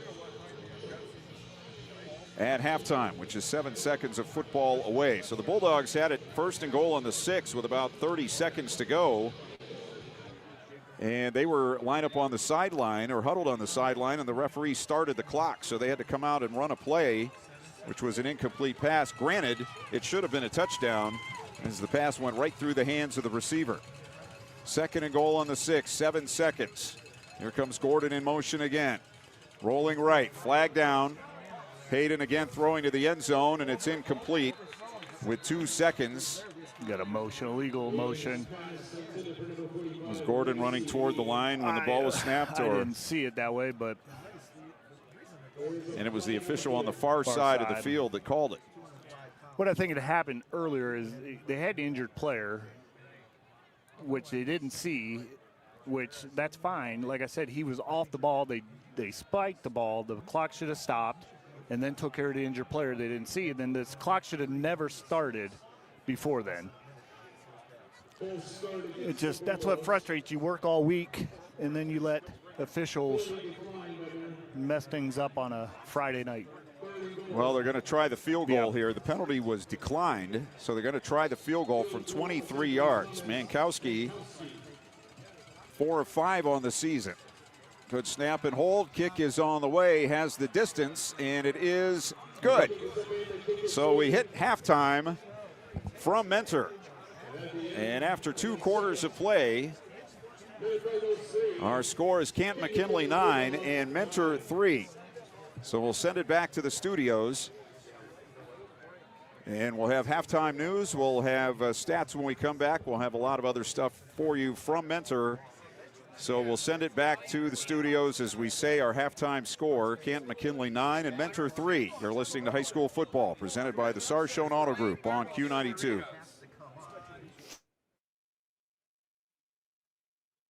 RG Drag, Stark County's premier career center, offers programs that prepares its students at the high school level for careers and continued education beyond high school. Upon completion, RG Drag students have an immediate opportunity to obtain a well-paying job in many exciting career fields. We offer everything from culinary, dental assisting, engineering, sports turf and landscape, welding, and so much more. Contact RG Drag to find a program and career that's the perfect fit for you. RG Drag, where careers begin. Dreaming of your next getaway? Lisa's Dream Getaways Travel Agency is a locally woman-owned travel agency helping you see the world. Lisa books any and all types of travel, honeymoons, all-inclusive, cruises, Disney, along with bachelor and bachelorette trips and destination weddings with low deposit, and you set your monthly payments. Mention Q92 to get $50 on board cruise credit cabin or $150 off your non-canceled vacation or honeymoon. Call 330-428-0610. Lisa's Dream Getaways Travel Agency. If you don't go, you won't know. The Q92 Sports Network is your home for the best coverage of high school and Mount Union football and basketball. Be sure you're following us on our social media. Just follow Q92 Sports on Facebook, Instagram, YouTube, X, and Threads. You'll know what games we'll be broadcasting week to week, and we drop photos and videos from all of our high school and Mount Union broadcasts. Be sure to follow Q92 Sports on Facebook, Instagram, YouTube, X, and Threads, and stay connected to the Q92 Sports Network. From the newsroom, I'm Jeff Mears with this halftime edition of Q92 News. Several school districts say the boxes of records returned by former Stark County Educational Service Center attorney Mary Jo Shannon Slick don't match what they expected. Court records state the districts reported receiving fewer documents than the amount of legal work done over the years. The service center is suing Shannon Slick, accusing her of taking and shredding files before she was fired last month. She denies destroying any records, and her attorney calls the case retaliation. The case is moving to mediation with a trial set for October 5th. A judge has extended an order blocking Shannon Slick from disposing of any material. Police reports detail disturbing conditions at a Jackson Township home where officers say they found an emaciated dog. Today, the woman accused in that case stood before a judge. 22-year-old Sarai Langton was arraigned in Massillon Municipal Court on a misdemeanor animal cruelty charge and entered a not guilty plea. The charge stems from an October 16th call to a Foxhaven Avenue Northwest address. A judge issued a warrant after finding probable cause in the complaint. Langton was released on a recognizance bond, and her pretrial hearing is set for December 9th. The village of Minerva has closed the community center on Brock Avenue until further notice due to concerns about the building's structural condition. The decision was made out of an abundance of caution after a recommendation from the Stark County Building Department. Administrator Greg Meidinger says the village is now working with the county to assess the structural issues and determine what's needed to ensure public safety. Minerva is also forming a community center steering committee to help evaluate options for the facility's future. Nimishillen Township trustees honored 4 firefighters during Thursday's meeting. WDPN's David Schur reports. Cleveland Clinic Mercy Hospital gave special recognition to Fire Captain Don Johnson and firefighter paramedics David Hatlis, Robert Bonner, and Christopher Hendershot for their exceptional dedication to duty in the delivery of a baby boy on September 2nd in the parent's car. Trustees also approved a $1,350 payment to Youngstown Safety Forces Foundation for the firefighter EMS instructor certification for Alexandra Brown, bills totaling $30,457, and contracts for a 5-year security system with Media 144 and for the authorized destruction of public documents by a company called You Shredded. The Timken Company is extending its century-long dividend streak. The Jackson Township-based manufacturer has declared a 35-cent per share quarterly dividend payable December 5th to shareholders of record November 25th. Timken has paid a dividend every quarter since 1922, making it one of the longest payout runs on the New York Stock Exchange. The company says 2025 will mark its 12th straight year of annual dividend growth. Timken, which makes engineered bearings and industrial motion products, reported $4.6 billion in sales last year. More news after this. The Q92 Sports Network brings you more high school football and basketball games than anyone else, by far. But did you know that you can go back and listen to our broadcast again? Simply go to the Q92 radio page on SoundCloud. We've posted the games we broadcast for everyone to go back and relive. We have playlists filled with our high school football broadcasts from 2016 to this season. So go to SoundCloud now, follow Q92 Radio, and listen. And thank you for listening to all of our sports broadcasts of high school football and basketball on the Q92 Sports Network. Kent State University has updated its winter weather policy after a student-led push to better protect campus safety in extreme cold. The change came after student government president Ivory Kendrick presented a proposal detailing frostbite risks and how students could be exposed while walking between buildings. The Record Courier reports university officials agreed, lowering the wind chill threshold for canceling or delaying classes from -20 to -15 degrees. Administrators said the proposal was well researched and fits Kent State's Students First policy. By comparison, the University of Akron still considers closures when wind chills hit -20 or colder. A federal judge is pressing forward with the East Palestine train derailment settlement after an appeal was dismissed. The Sixth Circuit Court of Appeals threw out challenges from some residents and businesses who opposed the deal, saying their filings lacked jurisdiction and they failed to pay an $850,000 appeal bond. In federal court Thursday, Judge Benita Pearson said victims have waited too long for their payouts. About 55,000 people are expected to share in the $600 million settlement, but there's still no date for disbursement. The case stems from the 2023 Norfolk Southern derailment in East Palestine. Boardman police are investigating a major romance scam after a local woman lost thousands of dollars. The woman told police she met a man on Facebook who claimed to be in the logging business and asked for money over several months for supposed equipment problems and a lost credit card. Investigators say the victim transferred more than $220,000 from her Fidelity account before realizing it was a scam. She managed to stop one transfer to a Colorado bank where a private investigator is now trying to track down the suspect. The woman has closed her accounts and is working with police as the case continues. Youngstown police say one of two men shot Sunday night on the city's south side has died. 40-year-old Kenny Stanton died at St. Elizabeth Health Center from gunshot wounds he suffered just before 11 at a store at Market Street and West Midlothian Boulevard. A second man was also shot and treated at the hospital. Stanton's death brings Youngstown's homicide total to 10 for the year. There were 22 at this time in 2024. The Highway Patrol says a Pennsylvania woman was killed in a crash Thursday night in Trumbull County. Troopers say 50-year-old Holly Markin of Beaver Falls died after her car was hit while she was turning from Route 422 onto State Route 305 in Southington Township just before 6:30. The driver and passenger in the other vehicle were taken to a hospital with non-life-threatening injuries. Multiple fire departments and the sheriff's office assisted at the scene. A section of 422 was temporarily closed. We'll return you to the stadium for the second half of tonight's game, right after the forecast from Mark Johnson at 3 News. I'm Jeff Mears. We've got a warm front moving in overnight. May stir up a little isolated shower. Otherwise, a lot of clouds. Our low 42. Saturday, scattered rain, cloudy skies, warmer 62. I am Mark J. Weather from 3 News. What's trending? Here's what you can find online.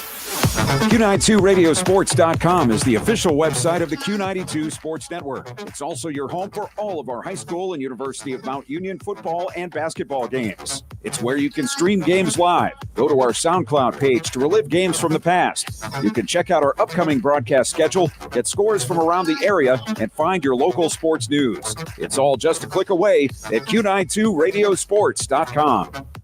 Northeast Ohio knows football, and Sarshone Auto Group knows Northeast Ohio. As an official partner of the Cleveland Browns, Sarshone Auto Group serves our community with the best selection and the best service. From Ford, Chevy, Chrysler, Dodge, Jeep, Ram, and more. From the toughest trucks to the SUVs that fit your family. Sarshone Auto Group, an official partner of the Cleveland Browns, and the place where Northeast Ohio comes to drive. Visit Sarshone.com. This is high school football presented by Sarshone Auto Group on Q92 and the Q92 Sports Network. Back here at Mentor as we get set for the second half. The Canton McKinley Marching Band just finishing up their show. The Mentor Band just getting ready to take the field. Our halftime score is Canton McKinley 9 and Mentor 3 in this regional semifinal. On a chilly but very nice evening here in Mentor. No chance of precipitation, and I think we thought we'd see more points than this tonight. It's been dominated mainly by the defenses and by the penalty flags and by a couple of other things. Before we get into the stats and all of that other scores, McKinley right at the end of the first half got down inside the 10-yard line, inside the R.G. Drake red zone, and because it was a long play and it got a first down, the clock stopped. I'm not sure, there were about 25 seconds, I think, when the ball was spotted. The clock was stopped because the chains hadn't moved yet. I looked across, I saw a McKinley player down out at about the 30-yard line, right on the sideline. Still in play, however. And it looked like it was kind of a timeout kind of a situation.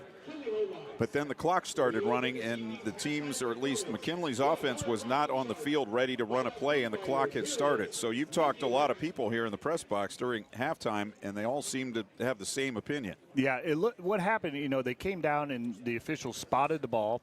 All the officials were lined up for the play to begin. And like I said, McKinley did a great job getting on the ball and spiking. None of the officials saw the McKinley player down on the 30, which he was down, but he was a wideout. Britt was down. He was legal in a legal formation because he's off the ball, but he was, down.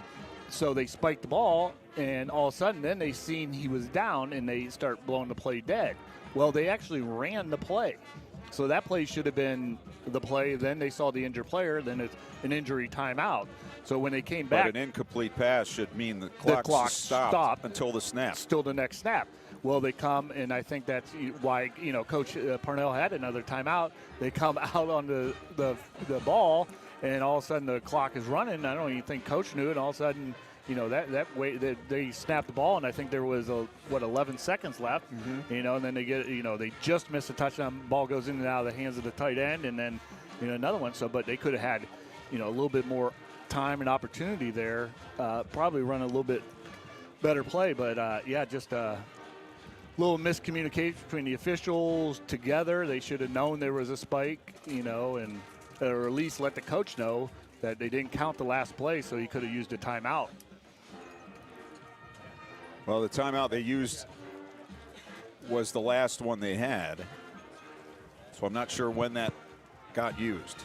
No, they ended up, what I was told, they never did use a timeout. So when they came out, they basically went in the locker room without a timeout because the next play, that play that came out, they 2 incompletions, so that's what stopped the clock. All right. Well, it's 9-3 for McKinley at halftime. First half numbers. McKinley with 10 first downs to 3 for Mentor. McKinley 3 of 7 on third down, 1 of 1 on fourth down. Mentor 1 of 5 on third down.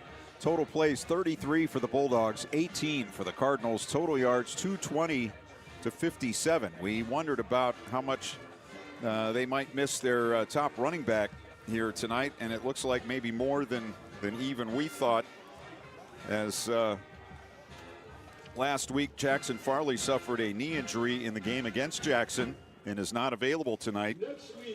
And rushing yards for Mentor, 42 yards on 9 attempts. McKinley has run 22 times for 153 yards. Penalties 7 for 62 against the Bulldogs, which has been a factor. 3 for 30 against Mentor. McKinley and Mentor each with an interception in the first half. Individually in the first half, Trent Hayden for the Bulldogs. 6 of 11, 67 yards, and 1 interception. Brogan Jones for Mentor was 5 of 9 for 15 yards and 1 interception. The interception for Jones set up the touchdown for the Bulldogs, who got 14 carries and 146 yards in the first half from Kylan West. Antonio Stevens 2 for 3, Darius Hill 2 for 2. He was injured in the first half, not sure about his availability after halftime. Trent Hayden 1 for 3, Isaac Brooks 1 for 1, Shad Davis 1 for -1. For Mentor, Dominic Burns 4 carries, 9 yards. Phelan Harold 1 for 7. Brogan Jones 2 for 19. And Braylon Callahan 2 for 7. McKinley receiving. Derek Gordon. Let's see. DJ Britt had 3 catches for 51 yards.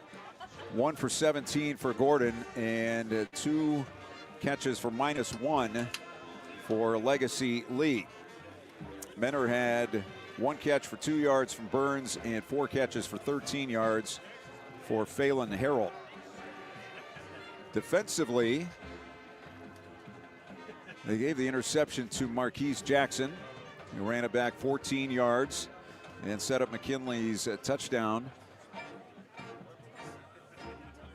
Tackles were spread out in that first half. Shad Davis with 3. And Chris Crook, Dwayne Robinson, and Colin Hinkelwich with 2, and a whole bunch of guys with 1. And tackles in the first half. Carson Walcat 6, far and away the leader for Mentor in that first half.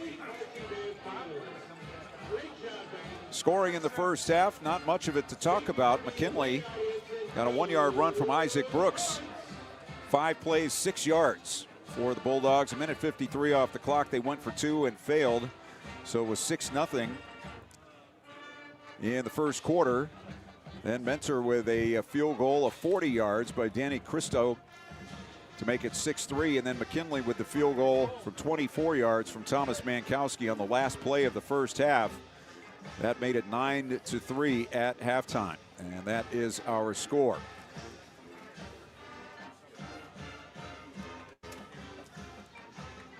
So the Mentor band still entertaining the fans back down on the field and in the stands. And we are going to take a break here and come back with more from Mentor with our halftime score.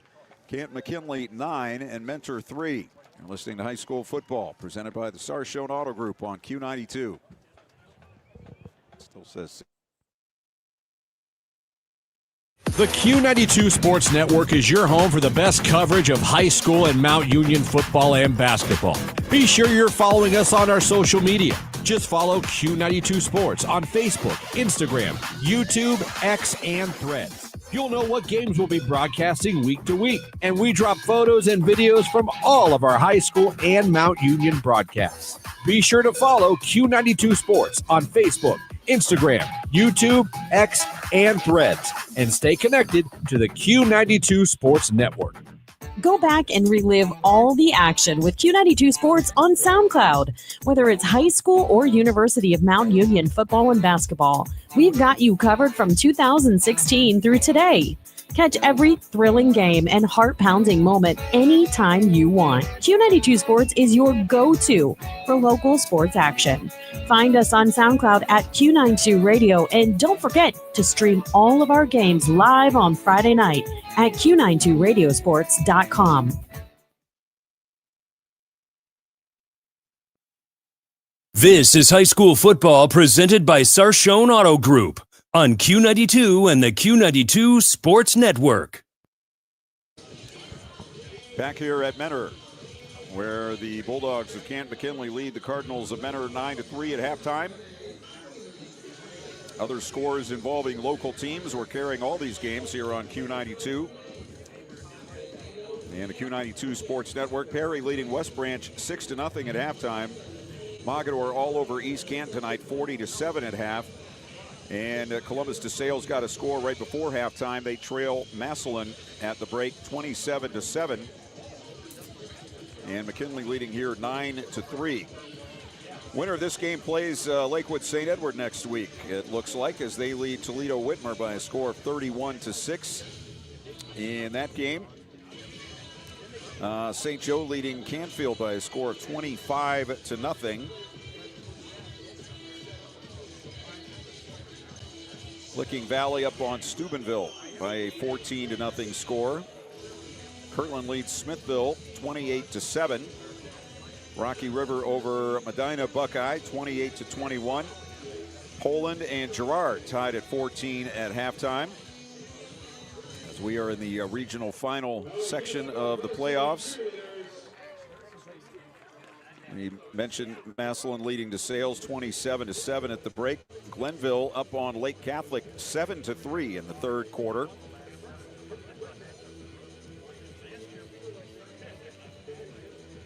Indian Valley on top of Jonathan Alder from Plain City, 34-14. That's in the third quarter. Hoban leading Hudson at halftime, 35-3. Genoa leading Triway 21-14 at halftime.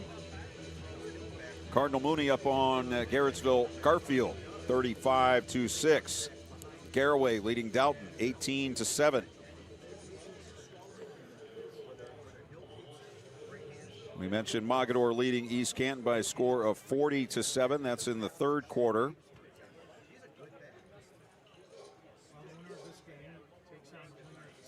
And Big Walnut leading Canal Winchester 28-0. That would be, I believe, Massillon's opponent next week if the Tigers hold on and win that game. And Avon on top of Wadsworth, the defending champions, up 28-14. Walsh Jesuit leads Austintown Fitch 35-7.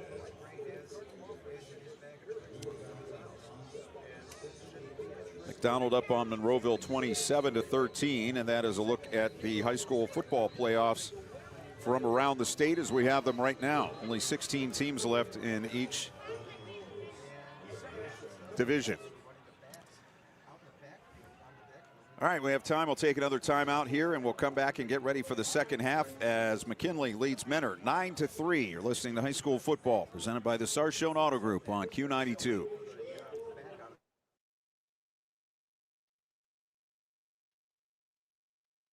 Peace of mind. It's one of the most important benefits that we can offer at Friends and Family Credit Union. Welcome to Family Secure Checking. It offers unrivaled security to protect your everyday finances and purchases, as well as comprehensive identity theft protection and reimbursement coverage, credit file monitoring, benefits for travel, shopping rewards, and cell phone protection that includes repair or replacement for up to 4 phones on your cell phone plan. It's time to bring a friend into the family. This is high school football presented by Sarshone Auto Group on Q92 and the Q92 Sports Network.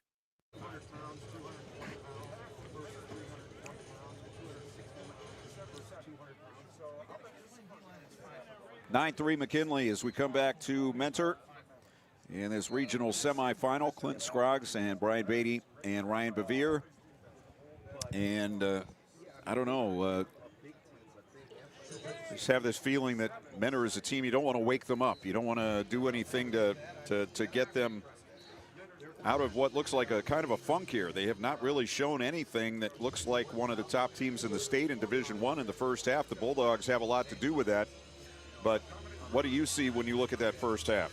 No, you definitely see, they've been saying they're such a well-rounded team. That's what you keep on hearing. I think, losing the running back is key for them for sure.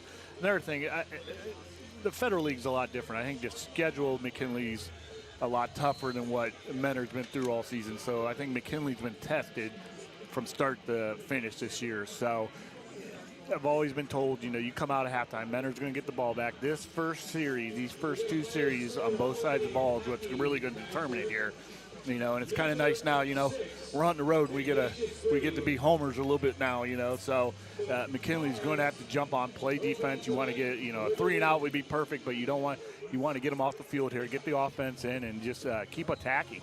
They did a nice job controlling the ball, take care of the ball, eliminate some of the dumb penalties they had, some of the offsides, that personal foul was a big one, just keep on playing. You can get away with some, the tough nose penalties when they happen, the holdings when you're in there, but eliminate some of the mental mistakes and, go win this ball game. You were talking about Mentor's schedule. They played Olmsted Falls on the opener. They won that game 35-28. Olmsted Falls finished 7-5, and they didn't play another team that had a winning record this season until they got to week 8 when they beat Strongsville 55-21. Strongsville ended up 8-3. And the third team they played this year with a winning record was Jackson, which came in at 6-5 last week and ended the season 6-6 after that win 52-6 by Mentor. But they played McDowell, PA was 4-8, Ignatius 1-10, Brunswick 5-6. Medina won 4 games, Cleveland Heights 5, Shaker Heights 1, Lorraine 2, Euclid 4. So maybe there's something in that, maybe not. We'll see in the second half, as the Mentor Cardinals will get the ball to start this second half. In their gray jerseys, red pants, red numbers, gray helmets with a red face mask. McKinley in the white jerseys with red numbers and the black pants with the white and red stripes. And the black helmets with the silver and red across the top and the black face mask. We'll see, as Ryan Bevere has told us from down on the sideline, Darius Hill, not sure how much we'll be able to see him in the second half. He was nursing an ankle injury. He came out for that last play and basically I think was more of a decoy than anything. So Hill is hobbling with an ankle, and also DJ Britt, who had to leave. He was the injured player on that last play where they ran the clock where they shouldn't have. He apparently suffered a shoulder injury. Of course, he made that dive for the pass down by the goal line earlier on that last drive, and tried to come out of the game, but they told him he had to stay in. And so we'll check the ability of the top two McKinley receivers here in the second half. Their biggest weapon has been their sophomore running back, Kylan West. West in that first half, 146 yards on 14 carries. Thomas Mankowski ready to kick off here for McKinley. Runs up and boots it. Chip shot down to the near side, bounces at the 10, picked up there to the 15, to the 20, to the 30, and out to the 35, 36-yard line. Nice return. Sets up Menor in a good position. That return by Logan Burwald, a junior receiver. And from their 37-yard line, Menor will have it 1st and 10. 2 out to the left side, 2 to the near side for the Cardinals. Brogan Jones, their junior quarterback, in the pistol, sends a man in motion. Going to throw it down the middle and incomplete. He missed his man who had just hooked up there in the middle of the field. That was Burwald, who just returned the kickoff. So the pass just a little bit low and outside, and Burwald couldn't bring it in. 2nd down and 10. Yeah, that's not a mistake you see Menor make. Usually they hit those one-on-one, especially when they're wide open. 2 to either side for the Cardinals. Now they send Hodge in motion left. They're going to hand him the ball up the middle, and he's going to be hit and dropped right around the line of scrimmage. First man there for the Bulldogs, Amari Mitchell, who got into the backfield. They're trying to get the ball to Justin Hodge some way. He has not caught a pass in this game. He came in with 45 catches on the season. 20-yard average. They threw deep to him once. That pass was defended by the Bulldogs. Tried to get up to him one other time, and now they hand him the ball, and it's 3rd and 10. Yeah, they haven't had an answer for Mr. Mitchell all night. Back to throw, blitz up the middle, throw over the middle. It's caught across the 50 and down to the 48-yard line goes Phelan Harold. And that will be a 15-yard gain and a 1st down.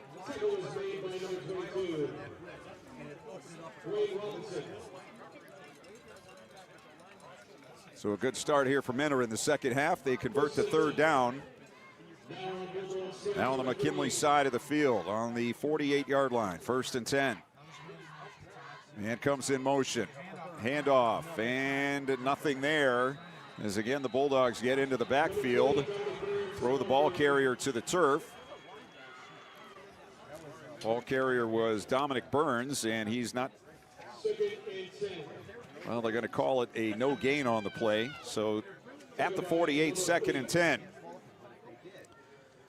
We have a running clock in the Mogadore East Canton game, so they're down to the final 8 minutes there. We have 10:20 to go in the 3rd quarter, with McKinley up 9-3. 2nd and 10 for Menor on the McKinley 48. Jones rolls out to his left, far side, throws it, pass tipped up in the air and almost intercepted. As the McKinley defensive back came up and made the hit. I think that was Chris Crook who tipped the ball up in the air. And the McKinley defender was Lanaz Brown, who made a dive for the ball as it was coming down. Couldn't quite get there. 3rd and 10 here for Menor. I've been watching Jones here on the last couple runs. I know he hadn't really had to run the ball this year. He only has 88 yards rushing, but a couple of the fakes, if he carries them out, the back door is wide open for him. Man in motion out to the left, back to throw. Jones being chased, now throws down the middle, and it's caught. Great throw and catch inside the 35 to the 32-yard line. That was a very small window that the ball fit into. And it'll be 1st and 10 Menor down on the 31. So they convert on 3rd down for the 2nd straight time.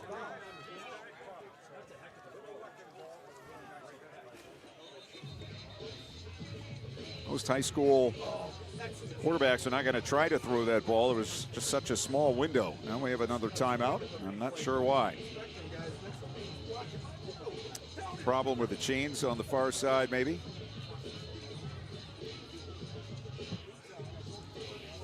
In any case, teams briefly went to their benches. Now they're coming back out on the field. 1st and 10, Menor. From the McKinley 31, they trail it 9-3. Man in motion, out of the backfield. Jones throws middle, incomplete, broken up. Menor looking for a flag, but none coming as Demir McClellan reached around to knock the ball down as it was intended for Burwald in the middle of the field. So it'll be 2nd and 10. McKinley has been able to get Menor into a couple of 3rd and long on this possession, but both times the Cardinals have converted. Hodge is a slot to the left. They have 2 receivers each way. Brogan Jones waiting the snap. Bulldogs showing pressure. Now the snap, and it's a handoff and a hole up the middle to the 30, to the 25, 20, 15, 10, 5, and down to the 2-yard line goes Dominic Burns. And it'll be 1st and goal for Menor in the R.G. Drake red zone.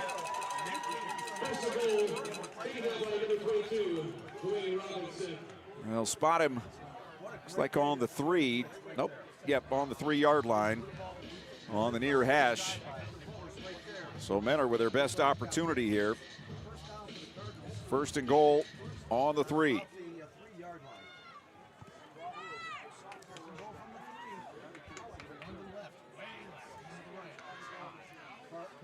Jones hands it off up the middle and into the end zone. The ball is out. Let's see.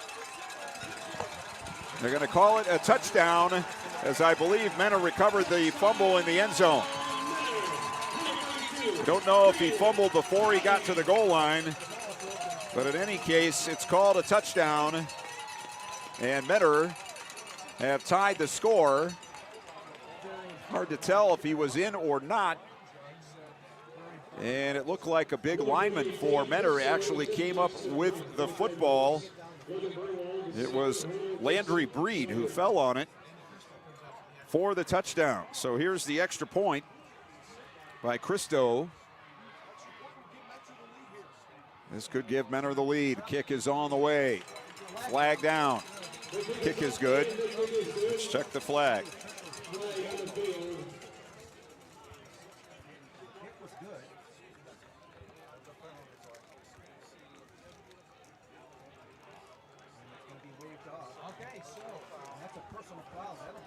So it's a penalty against McKinley, which they will assess on the kickoff, I believe. So we'll take a timeout with 9:06 to go in the 3rd quarter. It's now Menor 10 and McKinley 9. Take a break. You're listening to high school football playoff action from the Sarshone Auto Group on Q92. Go back and relive all the action with Q92 Sports on SoundCloud. Whether it's high school or University of Mount Union football and basketball, we've got you covered from 2016 through today.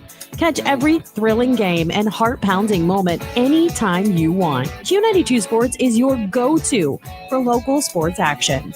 Find us on SoundCloud at Q92 Radio, and don't forget to stream all of our games live on Friday night at Q92Radiosports.com. This is high school football presented by Sarshone Auto Group on Q92 and the Q92 Sports Network.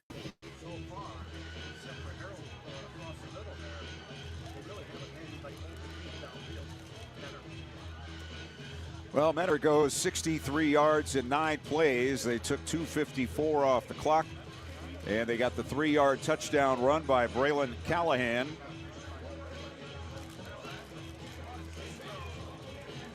Callahan with his 7th touchdown of the season. The extra point by Danny Christo was good. And Menor with their first lead of the night, 10-9. With still 9 minutes to go in the 3rd quarter. hey, you're the Bulldogs. You don't want to get anxious here. You know, they gave up 2 big third down plays and great coverage on both of them. Just the great balls. You know, you could have went, either way on those. So, and they just broke a nice run there. So, and then they had the opportunity with the fumble in the end zone. So, regroup, get a good drive here, take care of the ball, at least flip field position. If not, let's get some points. Other scores, Mogador up 47-14 on East Canton. That's with a little over 4 minutes to go in that game. Massillon leading DeSales now 41-7. That's late in the third quarter. And haven't heard anything about the West Branch Perry game. Perry led 6-0 at halftime, and they haven't heard anything since then. Sam Berkwin and Caleb Norick are on the scene there up at Perry High School, very near Lake Erie. Mentor will kick off from the McKinley 45. There was a personal foul on the Bulldogs, so another unforced error there. Yep, could go onside. Might just blast it through the end zone, and that's what he's going to do. Trying to go through the goalposts. So McKinley will have it 1st and 10 on their 20.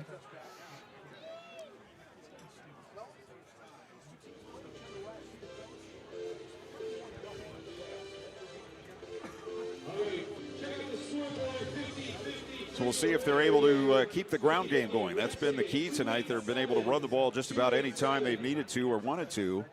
And that has opened up the passing game as well. And we'll also see if Darius Hill and DJ Britt come out here for the second half. I do see Britt coming to the near side of the field as a wideout, along with Elijah Finn, who is back this week after missing some time near the end of the season. He played a little last week, but he's back doing a little bit more this week. So 2 to the near side, a wing to the right.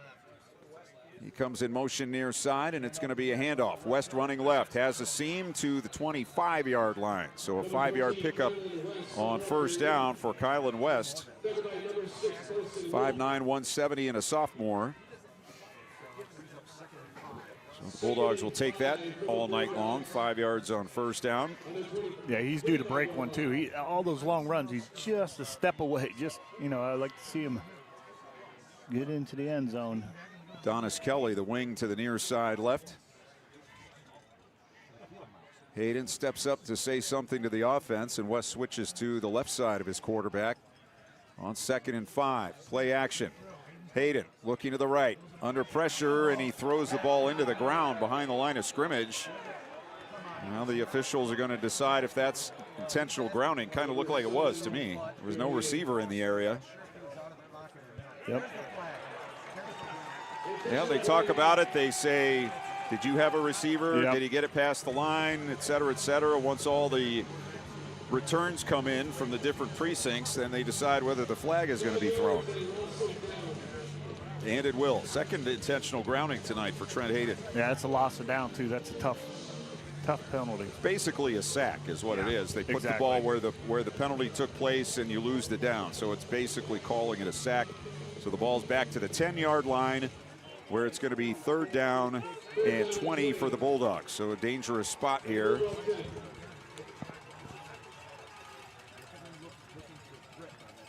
And that's Hayden again with West in the backfield with him. Gives him the ball, and he's brought down at the line of scrimmage. Lost the ball. And let's see. Beanbag comes in. Looks like McKinley got it back, but it'll be 4th and very long from their own 10-yard line.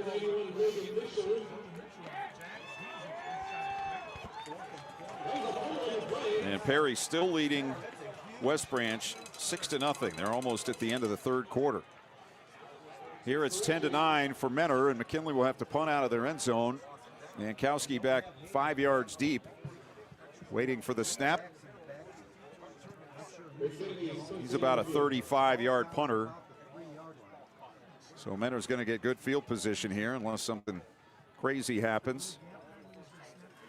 Of course, the Massillon winning points in Week 10 were on a punt return. The kick is taken on the 50 to the McKinley 45. Big hit put on And Logan Burwald goes down at the 44 of the Bulldogs. So Menor with great field position with 7:28 left in the third and leading 10-9. First down and 10. Cardinals. Number 44. We got everything but a football. There we go.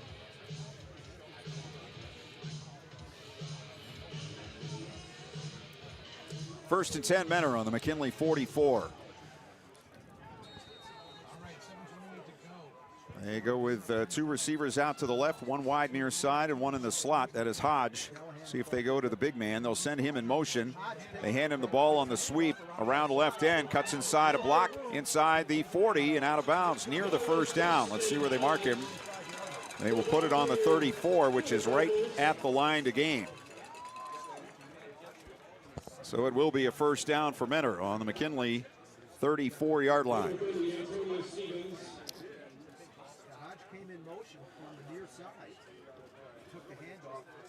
It is now over at Mogadore. Wildcats beat East Canton tonight 47-14. Congratulations to Spider Miller on a great season for the Hornets.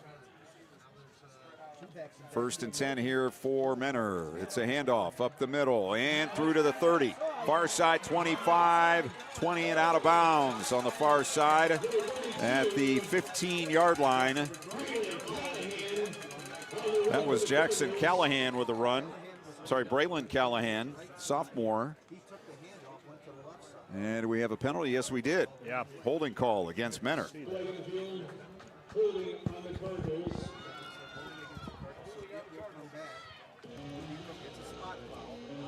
DeSales scores. They trail 41-14 with a little under 11 minutes to go in that one. If you, of course, they've had a running clock in that one. I was going to say if your game finishes after the Massillon game, you know you've had a long game, but they've had a running clock there in the second half. First and 11 for Mentor from the McKinley 35. Snap back, handoff, run to the left. And it's a short gain for Callahan. They will put him down at the 33-yard line. That's a 2-yard pickup. It'll be 2nd and 9. If I'm in the box right now in Menor, I'm going to tell Jones one of these times, just pull the ball and run. Yeah, they're not paying any attention to him at all. Which I don't think they've shown it all year, but my goodness. He's run 25 for 88 this year, but of course you have no idea how many of those were scrambles. Here's a roll to the right, a deep throw to the near side, and it's broken up inside the 15-yard line on a nice play by Demir McClellan. It was intended for Justin Hodge, but McClellan, right behind him, reached around with the hand and knocked the ball away. So it'll be 3rd down and 9 for Menor on the McKinley 33. They converted 2 long 3rd downs on their last possession that ended with their only touchdown of the night. So they have shown the ability to convert these. Yeah, this is a huge play for McKinley to get off the field. Man, it's going to be 2 down. Back to throw. It's a deep throw. Far side, ball in the air, broken up. Knocked away by DeJuan Robinson. Down inside the 15-yard line. So we'll see what Matt Gray decides to do here for Mentor. Looks like the punt team is coming out. And that would be Jacob Brown. Looks like he wants to possibly pin the Bulldogs deep. They were not able to get out of poor field position the last time they had it. Of course, part of that was a penalty.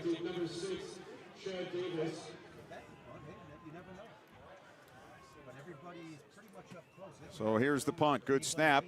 And he's waiting, and now he's going to kick it.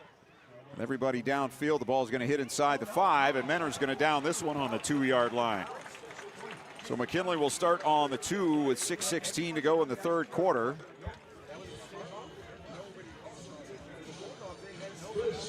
And the Bulldogs trailing 10-9.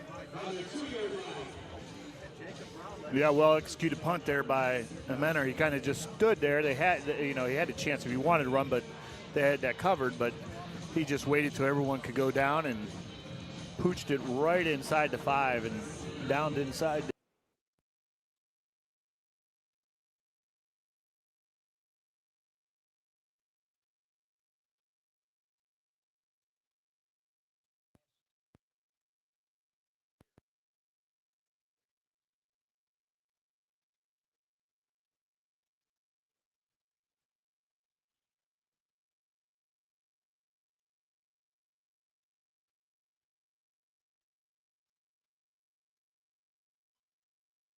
RG Drag, Stark County's premier career center, offers programs that prepares its students at the high school level for careers and continued education beyond high school. Upon completion, RG Drag students have an immediate opportunity to obtain a well-paying job in many exciting career fields. We offer everything from culinary, dental assisting, engineering, sports turf and landscape, welding, and so much more. Contact RG Drag to find a program and career that's the perfect fit for you. RG Drag, where careers begin.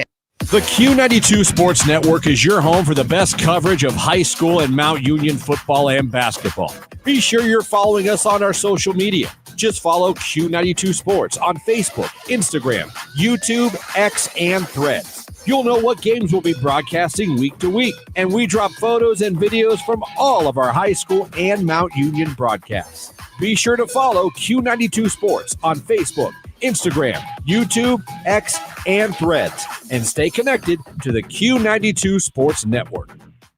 Go back and relive all the action with Q92 Sports on SoundCloud. Whether it's high school or University of Mount Union football and basketball, we've got you covered from 2016 through today. Catch every thrilling game and heart-pounding moment anytime you want. Q92 Sports is your go-to for local sports action. Find us on SoundCloud at Q92 Radio, and don't forget to stream all of our games live on Friday night at Q92Radiosports.com.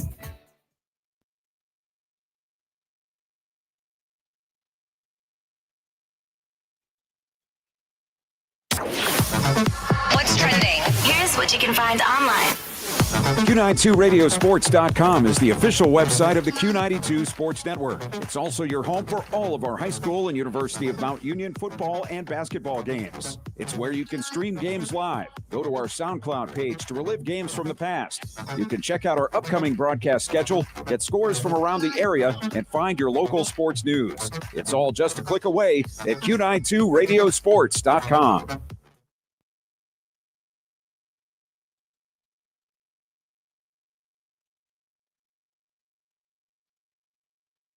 Go back and relive all the action with Q92 Sports on SoundCloud. Whether it's high school or University of Mount Union football and basketball, we've got you covered from 2016 through today. Catch every thrilling game and heart-pounding moment anytime you want. Q92 Sports is your go-to for local sports action. Find us on SoundCloud at Q92 Radio, and don't forget to stream all of our games live on Friday night at Q92Radiosports.com. The Q92 Sports Network is your home for the best coverage of high school and Mount Union football and basketball. Be sure you're following us on our social media. Just follow Q92 Sports on Facebook, Instagram, YouTube, X, and Threads. You'll know what games we'll be broadcasting week to week, and we drop photos and videos from all of our high school and Mount Union broadcasts. Be sure to follow Q92. Now try it. All right. I think we have things back under control here. What we've missed. McKinley coming out from their 2-yard line. Fumbled the ball. Menor recovered. They were called for a personal foul, so that backed it out to the 17-yard line. Menor has run the ball down to the 10, but their running back, Callahan, is being helped off the field with what looks like a pretty substantial left leg injury, probably the knee. So their top 2 running backs are now out with knee injuries. Yeah, made another run, so it's 3rd and 3 right now. 3rd and 3, Menor on the McKinley 10-yard line. And it's a fake handoff, rolling to the right. Jones throwing for the corner of the end zone, and it is caught for a touchdown. Caught by Phelan Harold.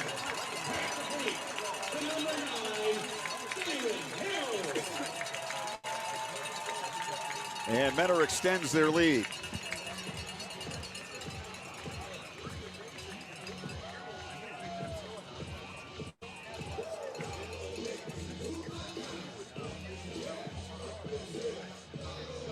Phelan Harold with his first touchdown reception of the season. He came in tonight with only 8 catches all year. And he's been the receiver they've thrown to the most. Extra point attempt coming.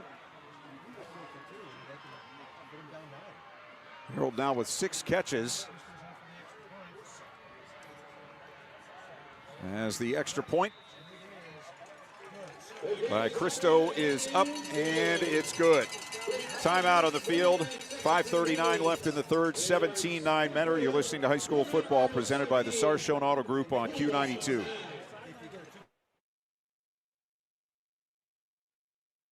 Dreaming of your next getaway? Lisa's Dream Getaways Travel Agency is a locally woman-owned travel agency helping you see the world. Lisa books any and all types of travel, honeymoons, all-inclusive, cruises, Disney, along with bachelor and bachelorette trips and destination weddings with low deposit, and you set your monthly payments. Mention Q92 to get $50 on board cruise credit cabin or $150 off your non-canceled vacation or honeymoon. Call 330-428-0610. Lisa's Dream Getaways Travel Agency. If you don't go, you won't know.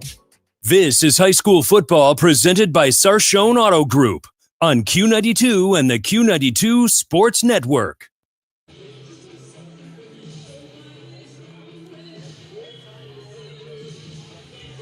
Mentor 17, McKinley 9. First order of business here for the Bulldogs is get a first down, get some field position. They have been stuck deep in their own end, partly because they haven't been able to get Mentor's offense off the field on third down, and the Cardinals have been able to get 2 touchdowns here in the third quarter.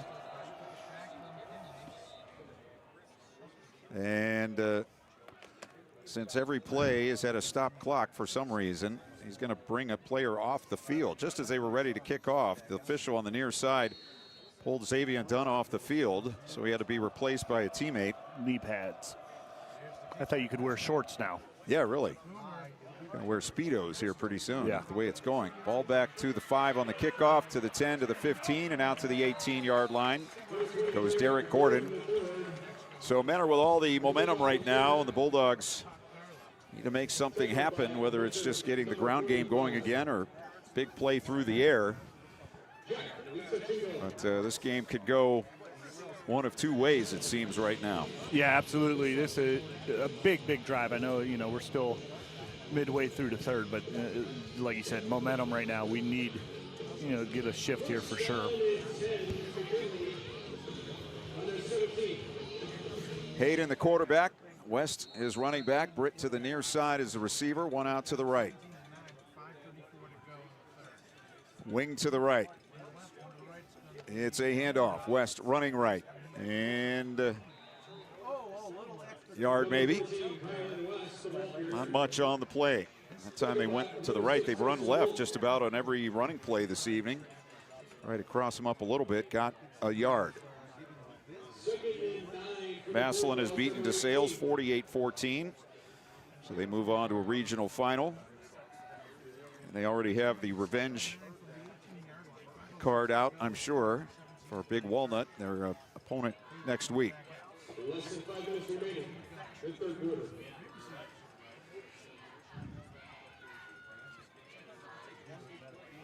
Hayden hands off up the middle and across the 20 to the 21 goes West, and it'll be 3rd down and 6 here for the Bulldogs.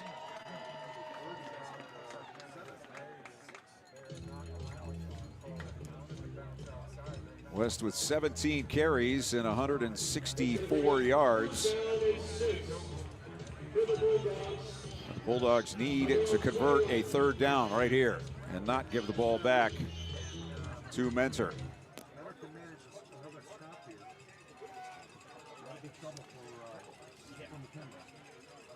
McKinley, 3 of 7 on third downs. 3 receivers near side, 1 out to the right. 1 back.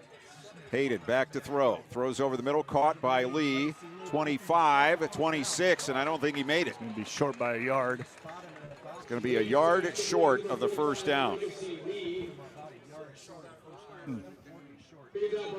had plenty of time to wait for something to develop a little longer, but he threw it quickly. Lee caught it, but he was a yard short, and the defenders brought him down instantly. Of course, that right at the end of the first half, Lee had a chance at a touchdown catch.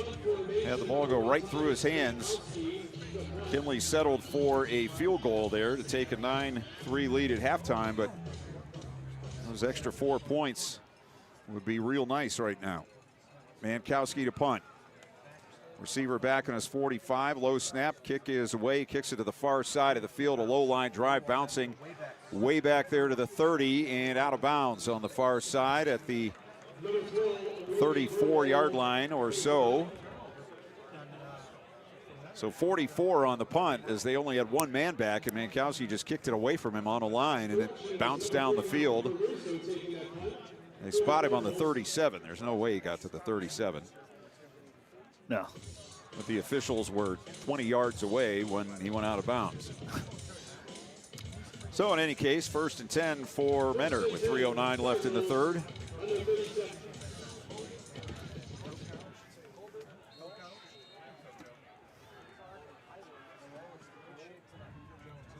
From the 36, 1st and 10. Jones hands off, man up the middle. 1 yard or so. Ryan Orsog, the ball carrier for the first time tonight, a junior. 191 yards rushing this year. 4.9 per carry and 1 touchdown.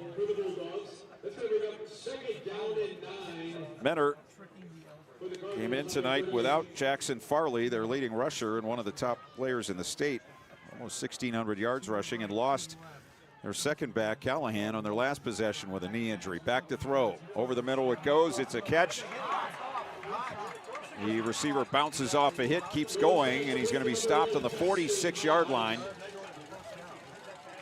So that'll be about a yard short of the first down.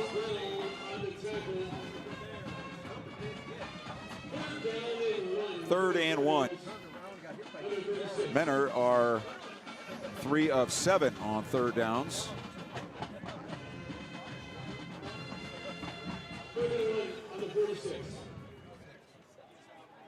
We're under 2 minutes to go in the third. Clock running. Brogan Jones, the junior quarterback, in the pistol. Everybody in tight. They hand it off up the middle, and he's hit. But gets away and gets into the secondary and down at the McKinley 46-yard line. He got hit behind the line of scrimmage, but bounced off. I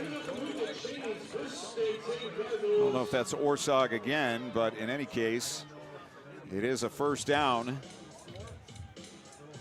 It is Ryan Orsog, 6 feet, 185. So we've seen their second, third, and fourth string running backs here tonight. 1st and 10, another third down conversion for Mentor. Play action. Jones rolling left, looking, throws far side. It's caught inside the 30, inside the 20, and down to the 10-yard line. I think that's Justin Hodge, who might have just gotten his first catch of the evening. And it will be 1st and goal for Mentor on the McKinley 9 in the R.G. Drake red zone, and McKinley's going to take a timeout.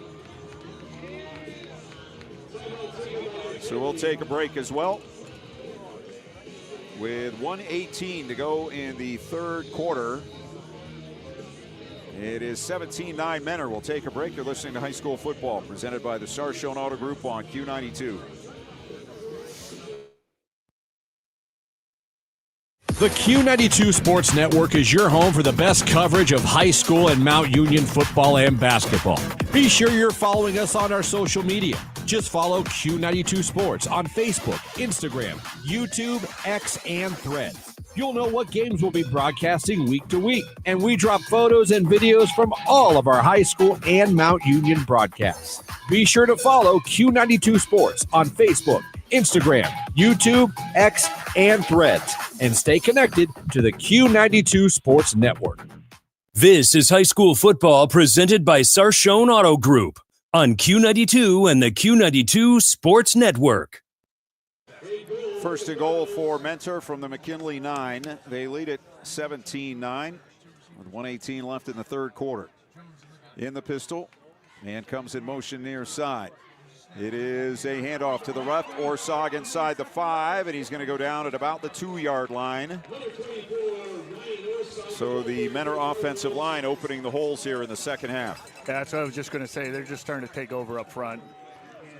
And they're starting to bring some more beef in here down on the goal line.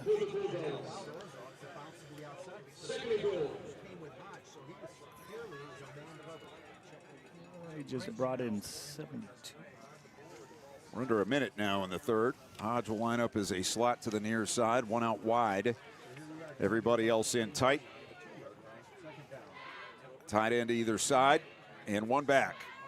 Jones hands it off. Fumble, ball is out. McKinley picks it up. He's out to the 10, the 20, the 30, the 40, needs a block. 30, 20, 10, touchdown, Bulldogs. DeJuan Robinson from certain score for Mentor to score for McKinley. The ball just popped out. Robinson picked it up. He got one block, and that's all he needed.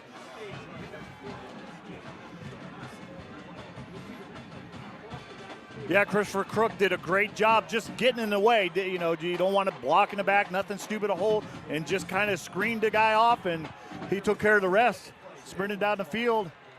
Officials are still trying to get down the field themselves. That's big play. That's what happens when you get a running back that hasn't carried the ball a lot. And, you know, you just don't get those carries. You get hit on a Friday night you're not used to, a little bit colder than the regular season. Big, big play. Well, McKinley down 2. They're going to go for 2 here. Absolutely. With 18 seconds left in the third. And they're trying to get the right people on the field on the far side. The play clock is running, and they're still trying to get the right people in. Looks like they're going to come in with the full house backfield. They come to the line of scrimmage with 5 on the play clock. They're not going to get it snapped. They're going to have to call a timeout. Yeah.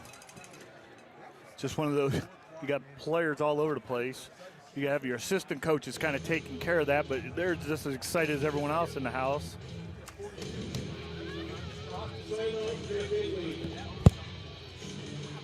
Yeah, you're right. It was a great job by Crook just getting in the way. Let's see if we can. I couldn't see who made the hit, but DeJuan Robinson, 5'5" and 150, a junior. Once he got out in front of everyone, nobody was going to catch him.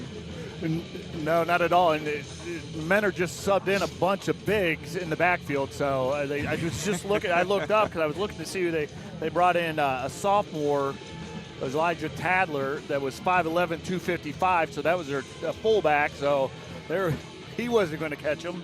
So let's get this 2-point conversion in and start this game over. Absolutely, going in the fourth. All right, Bulldogs come out with a full house backfield. Hayden under center.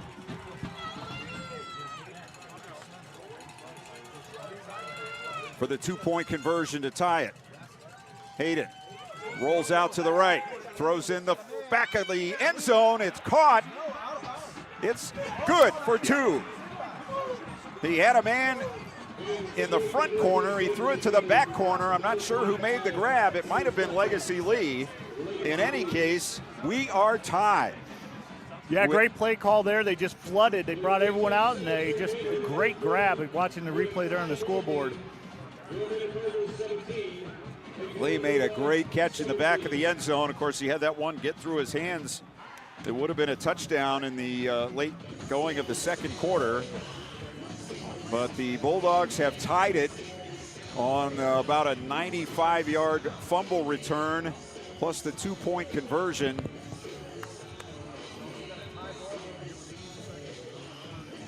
We are tied at 17.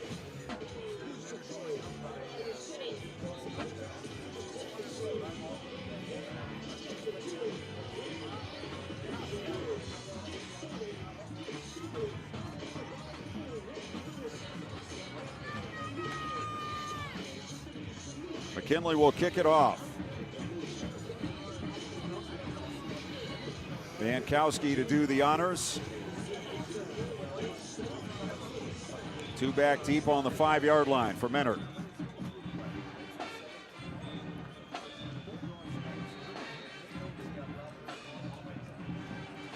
Final score, St. Edward's 38, Waco 6. That's the final. All right, ball teed up. We are ready to go.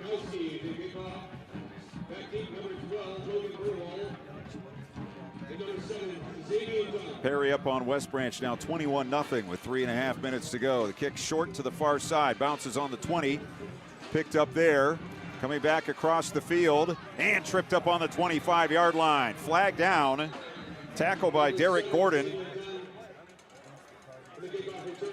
And now we'll check the flag.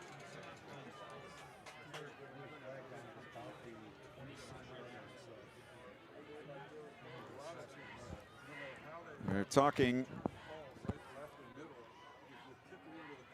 sure what the holdup is. It's going to be a block below the waist. Cut block, yep. So that'll back them up. It's almost like none of these other people have an hour to drive home after the game. And I was going to let you drive tonight, too. Sammy messed that up for me. I got to drive to Lexington in the morning. Lexington, Ohio, basketball scrimmage. Oh, baby. Here we go. All right, 1st and 10, Menard on their 13. 13 seconds left in the third. Jones rolls right, looking, throws, and it's caught along the sideline, and it's a good catch out across the 20 to about the 24-yard line, and that will be a first down, and we'll stop the clock with 6 seconds to go in the third. And this is when football players step up. Mr. Hodge is stepping up, making the plays now. Yeah, that was a nice catch right along the sideline. He had a receiver short.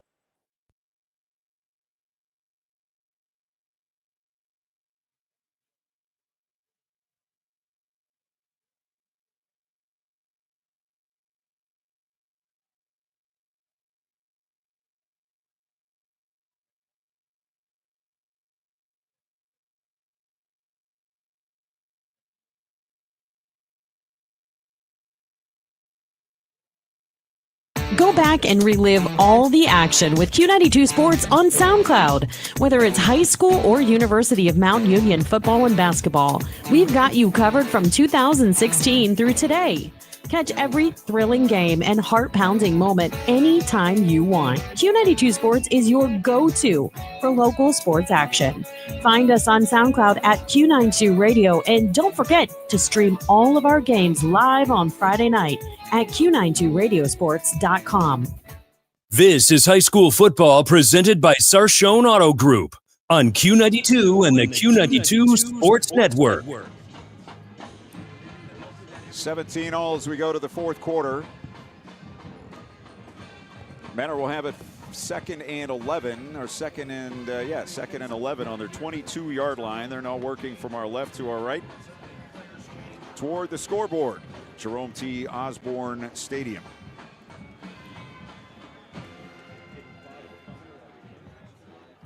Yeah, both of these teams, they started 6 months ago working on this, and even before that in the weight room, but getting after it during the hot summers, and it all comes down to a quarter here, 12 minutes of football.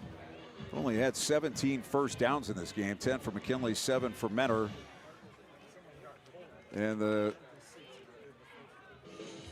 nope, that's not right. Stats froze up on me. 10 first downs for McKinley, 12 for Menard. Total yards, 234 for McKinley, 228 for the Cardinals. 162 to 121 rushing for McKinley, 9 penalties, 82 yards for the Bulldogs, 6 for 65 for Mentor. Each team with 2 turnovers, and they've been big here tonight. Let's see what they eventually decided on the fumble. 94 yards officially. DeJuan Robinson, after the big hit in the middle of the field, picked up the fumble and ran it back 94 yards. The 2-point pass to Legacy Lee was complete, and McKinley tied the score right at the end of the third quarter. Now we start the fourth. That's all you ask for, right? A chance in a game like this? Absolutely. Tied ball game, fourth quarter. That's all you can ask for. Let's get it going. 2 receivers each way on first down. Men are down to their third running back. They throw it over the middle. It's too high and incomplete. Pass intended, I believe, for Hodge, cutting in from the outside, and now it'll be third down and 11.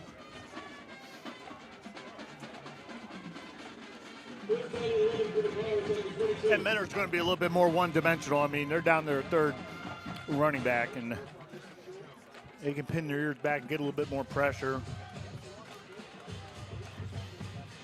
Long count. Jones back to throw. Standing in.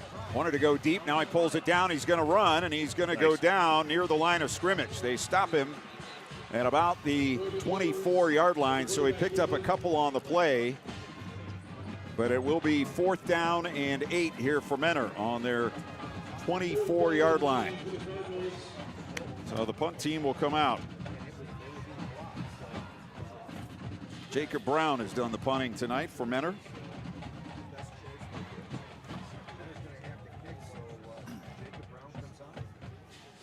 One back deep for McKinley, standing on his 40-yard line.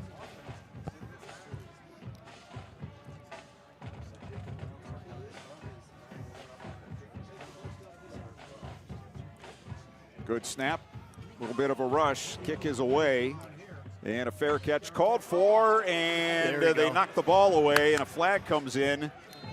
The man back deep for McKinley was 28, Desmond Parnell, and the defender interfered with his ability to catch the ball. I was just going to say that, and earlier in the game he didn't make that fair catch signal, and he got hit pretty good. Yeah, Desmond, he's only a freshman. Got the opportunity to watch him against Lake, my nephew.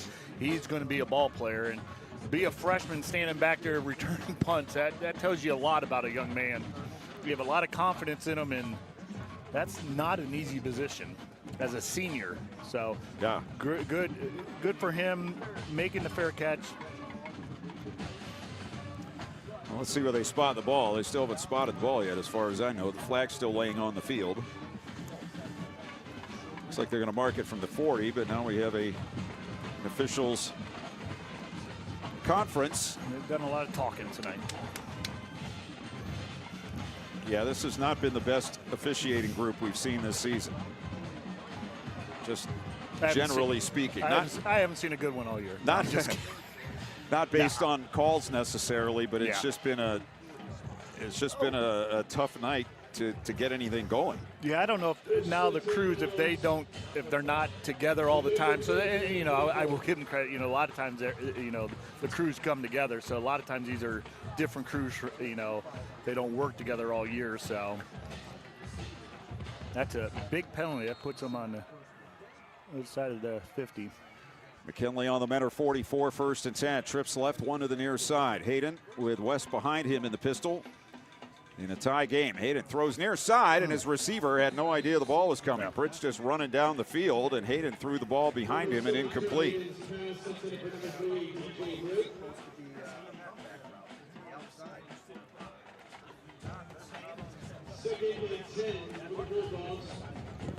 So it'll be second and 10.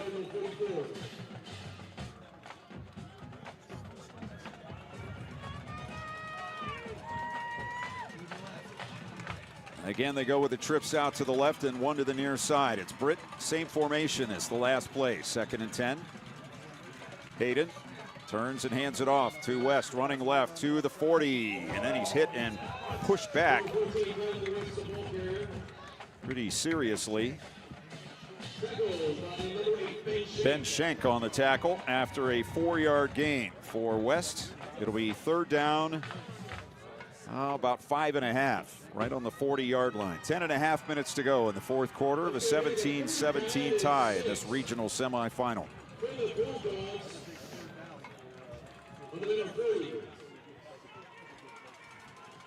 Both teams good tackling tonight, just good explosive, good tackling all the way.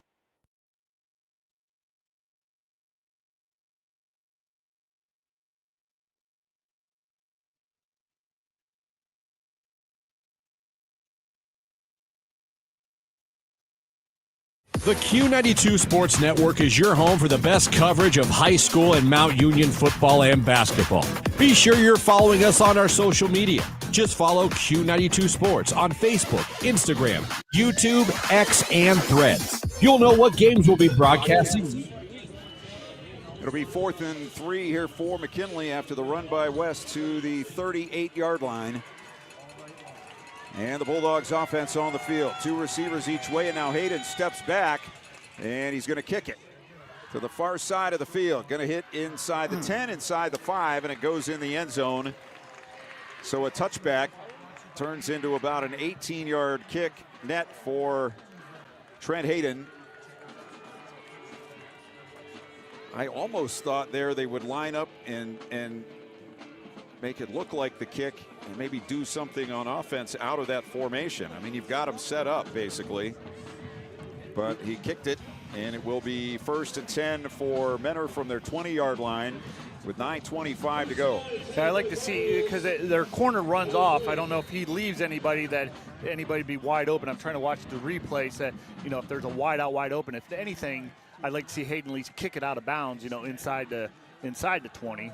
Roll to the right and a throw. It's a short one, and the receiver goes down to the turf to make the catch on the 24-yard line. So about a 4-yard pickup on the catch by Justin Hodge. It's been a lot busier here in the second half. Came in with 45 catches on the season. A lot of these guys don't even play in the second half of games because they're so far ahead that they've been able to sit the second half. Back to throw. Jones dumps it near side, and he can't get away at the 25-yard line. Hodge with the catch, and a nice tackle by McKinley's Lanaz Brown sets up a 3rd down and 5 here for Menor from their 25-yard line. Great tackle there by Brown. One-on-one. He doesn't make that tackle. That's a 1st down and probably another gain of 20 yards. Great tackle. Now they got to get off the field here on this 3rd down. This has been a big play for him on 3rd down this whole second half. Menor's converted 3 or 4 of them, and it's going to be a quarterback draw, and he's not going anywhere. Jones is thrown down. He got back to the line of scrimmage, but he got thrown down to the turf. There's a McKinley player down on the far hash marks, about the 23-yard line.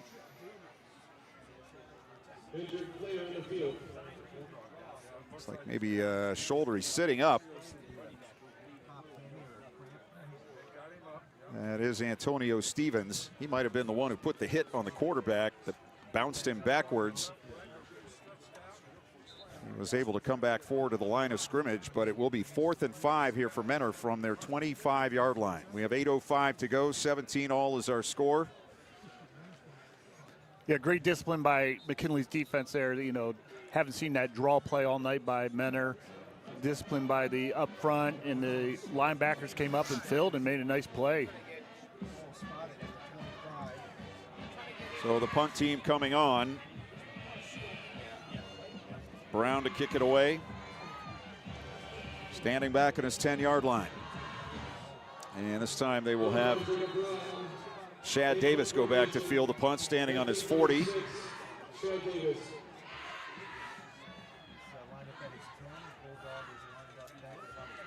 Snap a little high, no rush. Kick is a high kick, not very deep. Fair catch called for. Davis takes it on his 41-yard line. 34 on the punt. And McKinley again with good field position. That was their problem early in the 3rd quarter when they gave up a couple of scores to get behind. But since they were able to tie it, They've had the field position advantage, and they will start here from their 42. Let's take a timeout. 17 all with 7:48 to go. You're listening to High School Football presented by the Sarshone Auto Group on Q92.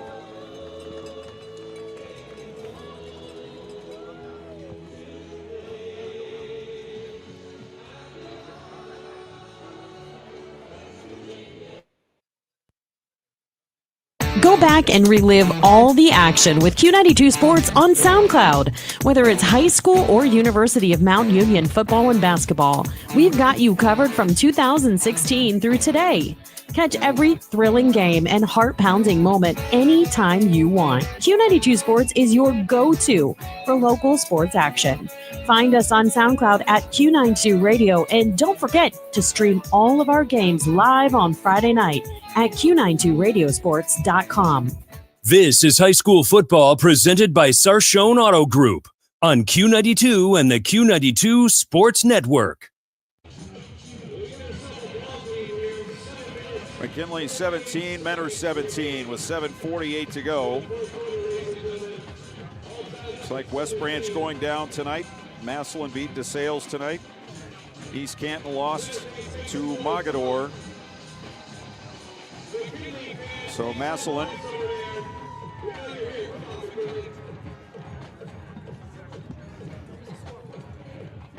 it was 21-0 was the last score we had on West Branch, and that was in the fourth quarter. So the Warriors going down.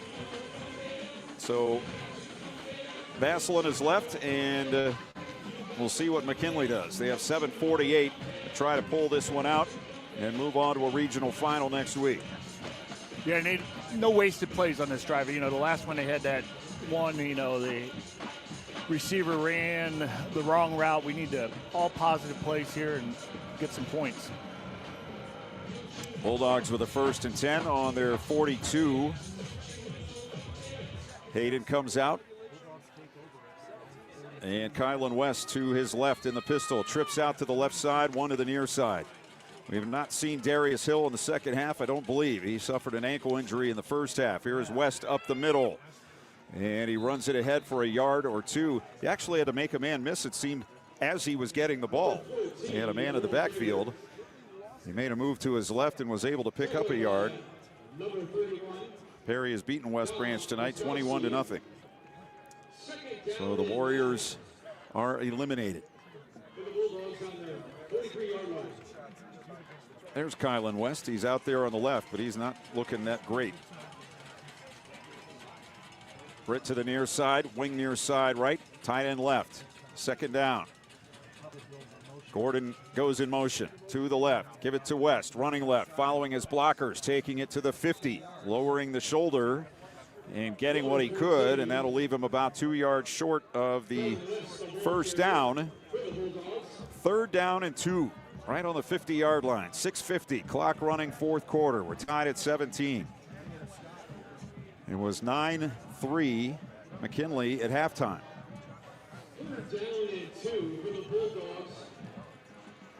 Taking a long time to get the play in from the far side. 18 on the play clock as Hayden reaches the huddle. They typically don't spend a lot of time in the huddle, and they only huddle about 5 yards off the ball.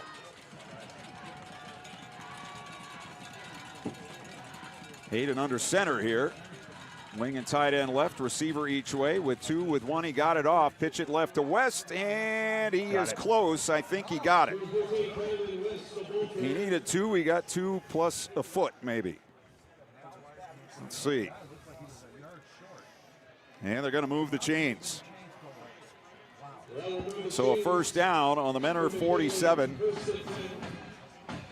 And the clock will restart where it'll be under 6 minutes when the next play gets underway. It's the first time we've seen him under center besides goal line situations, and just a quick pitch, get downhill and get north and south, and he gets the 2 yards, picks up the 1st down. It's taking them a long time to get the plays in with Hayden. The last 2 plays, they come to the line of scrimmage with 7 on the play clock. Hayden in the pistol with 2, with 1, snaps it. West running left, and he bounces it outside and goes down after a short gain. The clock will continue to run as they'll spot him on the 46. That'll be a 2-yard pickup for Kylan West. who was well over 100 yards in the first half. And right now, he's at 23 for 171. Second down at 8, McKinley, as the clock ticks away. We're at 5:10 to go now. McKinley and Mentor tied at 17. Bulldogs trying to hand the Cardinals their first loss of the season. Second and 8, Hayden. Play action, throws near side, caught by Gordon, looking for a block, and he's to the 45 and maybe the 44, which will be a pickup of a couple more and bring up a third down and 6. 4:38 to go. Bulldogs would love to take as much time as possible and punch one in. But they'll have a third down here to convert. This time they come to the line of scrimmage with 15 on the play clock. Hill and Gordon out to the left. Britt to the near side. Tight end goes in motion right. Now he sets up behind the right guard. It's going to be a throw out to the left. Gordon with a flag down, turns it upfield to the 40, to the 30. I believe this one's coming back. We'll have to wait and see. He's out of bounds at the 24-yard line, but it's going to go against McKinley. Yeah, the tight end was in motion, and I don't think the wide out was set, so they had 2 in motion there. So instead of a first down at the 24, or instead of 3rd and 6, it's going to be 3rd and 11 for McKinley from the Mentor 49, and that stops the clock with 4 minutes exactly to go.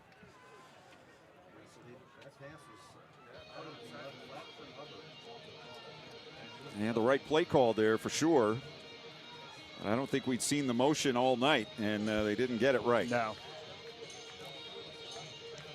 So 3rd and 11. McKinley on the Mentor 49. Bulldogs break the huddle. Again, it is Hill out to the left. 2 to the near side. Wing to the near side. Hayden, wide snap, pulls it in, steps up, throws down the middle, caught by Britt at the 30. He's to the 25, Britt to the 20, and down to the 19-yard line. First down, Bulldogs with 3:52 to go. First, that play started by Hayden. That was a tough snap to even bring in. It way to the right, brings the snap in and makes a nice throw. Britt, who makes a nice adjustment on it, a big first down. First down for the Bulldogs, right on the 20-yard line. 3:38, clock running. 17 all is our score.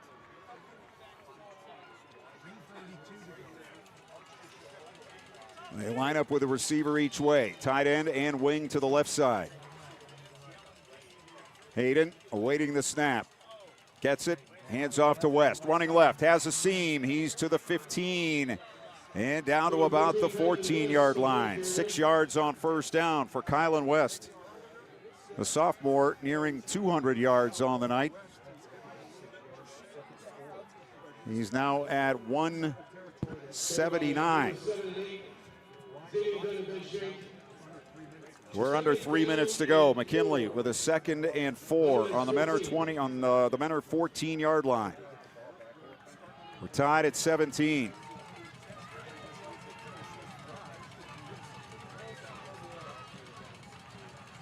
Hill to the left, Britt to the near side. Wing and tight end to the left.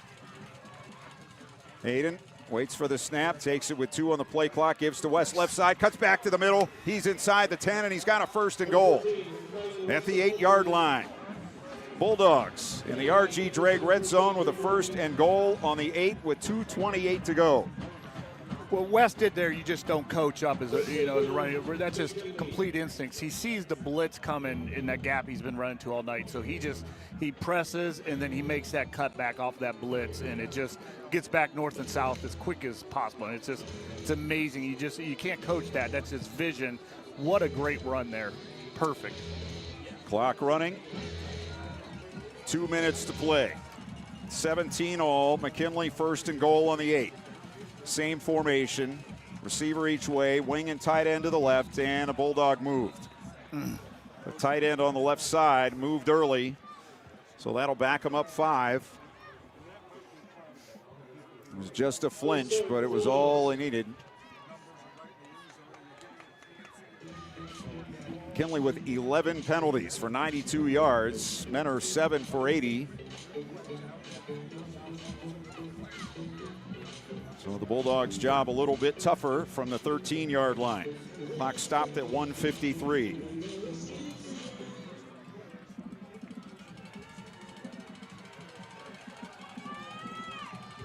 Identical formation. West to the right of Hayden in the pistol. Takes the snap. Hands to West. Running left. 10, 5. Touchdown, Bulldogs. 1:47 to go. They've been running to their left all night long, and West went in from 13 yards. Wasn't touched till he got to the goal line, and the Bulldogs with a 6-point advantage in the final 2 minutes. Does he look like he gets tired? He looks like he gets faster. He exploded through that hole. He exploded. That was great. Thomas Mankowski for the extra point. This is huge. They lined up with linemen to either side of the field, but now they've gotten back in their formation to kick the extra point. Mankowski awaiting. Snap, ball down, kick up and good. Timeout on the field with 1:47 to go in the fourth quarter. McKinley 24, Menor 17. We'll take a timeout. You're listening to High School Football presented by the Sarshone Auto Group on Q92. The Q92 Sports Network is your home for the best coverage of high school and Mount Union football and basketball.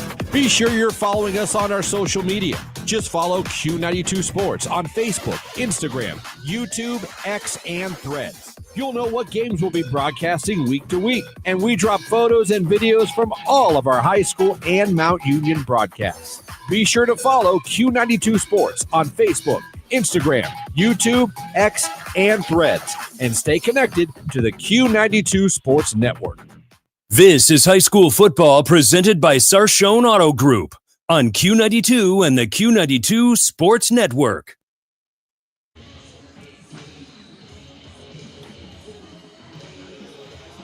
.147 to go in the fourth quarter from Menor. McKinley 24 and the Cardinals 17. And McKinley will kick off. 2 back deep on the 10-yard line.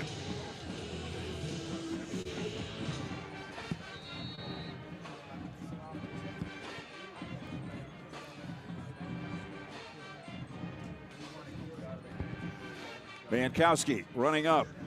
And he hits a chip shot high to the far side, and it's caught. They'll take it to the 35 and to the 40 and across the 45 to the 50 and out of bounds on the far side. I have no idea why they didn't just kick the ball down the field, but it was a short kick that was fielded at the 40. The first man missed, and now Menor down 7 will start on the McKinley 45 with 1:42 to go. Yeah, we're going to make it interesting. I'd really rather see them having to go 70 yards here than 45. Yes. They got all 3 timeouts. McKinley with 1 timeout left, and Menor comes out with a 1st and 10 on the McKinley 45. 2 receivers each way. Quarterback Brogan Jones in the pistol. Whistles, flag, what?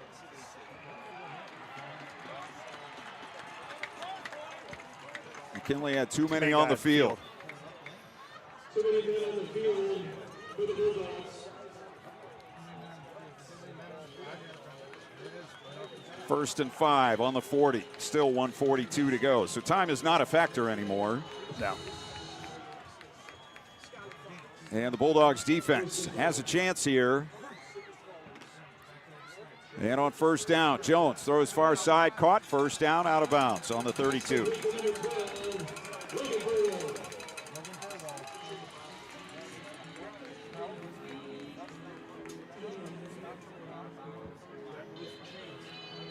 Spot him on the 34. But it is a first down.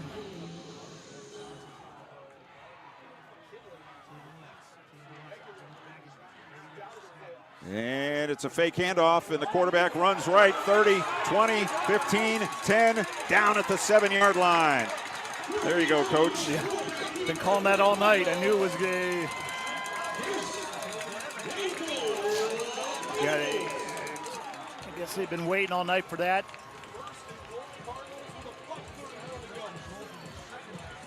Ball inside the RG Drake red zone, and it's first and goal for Menor from the 7 with the clock running, 1:25 to go. Cardinals need 7 to tie.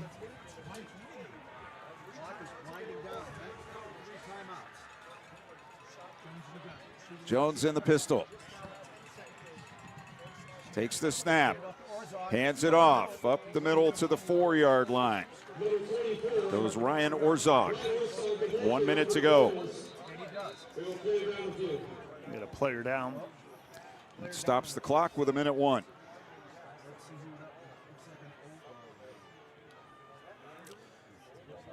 This 48-minute football game is going to take 3 hours. And that's not counting overtime, if we have that.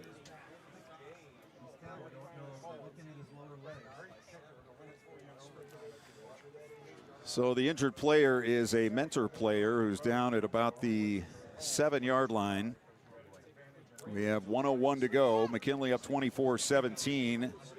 But the Cardinals on the Bulldog 4 with a 2nd and goal. That is one of the offensive linemen for Menor being helped off the field. He's walking, but with some assistance.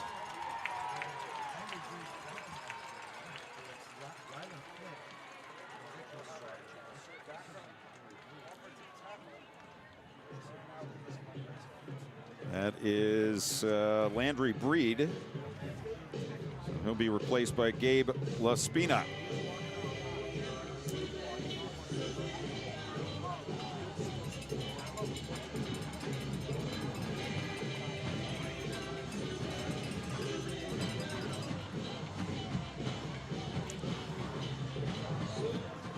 Second and goal on the 4. 2 receivers to the right, 2 to the left. Jones back to throw. Pumps. Wants to run, and he's going to go down on the 7-yard line. Bulldogs got the sack. They've been putting the pressure on all night. And now it'll be 3rd down. 43 seconds, clock running. Menor with all 3 timeouts, but not taking one. And they're looking to the near side for the play. Looks like he's going to go down, use a timeout here. Still got 23 on the play clock and 29 on the game clock. Yeah. So now we do have a timeout here for Menor. Friends and Family Credit Union timeout with 29 seconds to go. Menor on the McKinley 7 with a 3rd and goal, trailing by 7 points. This is definitely when you're missing your running back Farley. I mean, you're going to be one-dimensional here. I mean, you still could run the ball, but you're missing, a gentleman who's rushed for over 1,600 yards this year and 26 touchdowns. So you want to dial up some pressure, get some pressure on the quarterback, and get this goal line stance.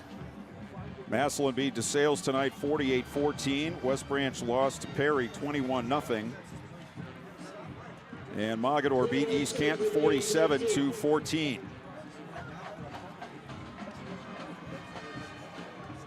Menor with a 3rd and goal on the 7 with 29 seconds to go. They trail by 7. Again, they split 2 wide to the near side. 2 out to the right. Jones in the pistol. Orsag to his left. Now a man in motion out to the right side. Roll near side. Rolling, throwing, incomplete at the goal line. Tried to get it to Hodge, who was bracketed by 2 McKinley players. He was waiting and waiting and waiting to throw it to Hodge. Finally did. And it went right by him, incomplete. Might have hit him on the shoulder pad, hit someone as it went through there. But now it'll be 4th and goal on the 7. Yeah, they brought the motion across to get the eyeballs going to the right, and then they rolled out. The first time we've really seen quarterback roll off to the left, and really had Hodge blanketed there. This is it. 4th and goal on the 7. Men are down by 7. And it's play action. Roll near side. Throw back of the end zone. Touchdown.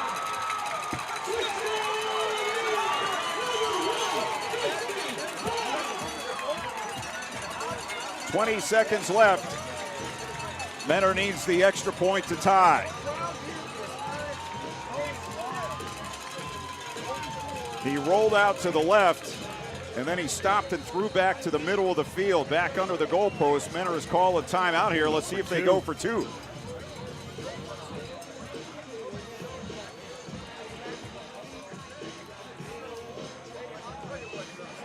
Yeah, just threw the jump ball there, and Hodge went up and highballed it and made the play, almost similar to the Indiana-Penn State game. Right. Not quite as Not spectacular. as dramatic, but yeah, just you just throw the ball up and let your all-state wideout go get it. Yep, that was Hodge who made the grab.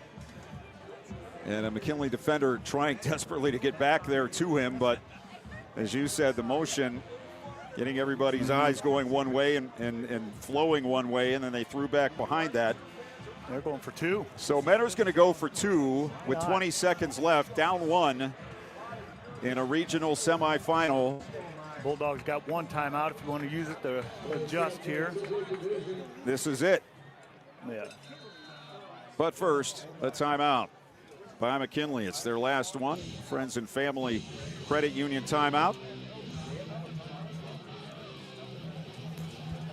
McKinley led 6-0, then 6-3, 9-3 at halftime. They were down 17-9 in the third quarter, but then recovered a fumble, forced a fumble as Menor was going in for another touchdown, forced a fumble. It was picked up by DeJuan Robinson and run back 94 yards for a score. The Bulldogs converted the 2-pointer and tied it at 17. That was late in the third, and we've stayed that way until here late in the fourth. McKinley scored with under 2 minutes to go, but they tried a short kickoff, and it backfired spectacularly as Menor ran it back to the McKinley 45 and got inside the red zone pretty quickly, but it took them a little longer to get in the end zone. They have scored the touchdown and are now going for 2 in the win with 20 seconds to go. Probably going to see a pick play over here. 2 receivers each way. Now they're going to bring 2 back into the backfield, switch the tight end to the right. 3 in the backfield. Play action. Roll near side. He's going to run it in. Jones for 2, and Menor takes the lead.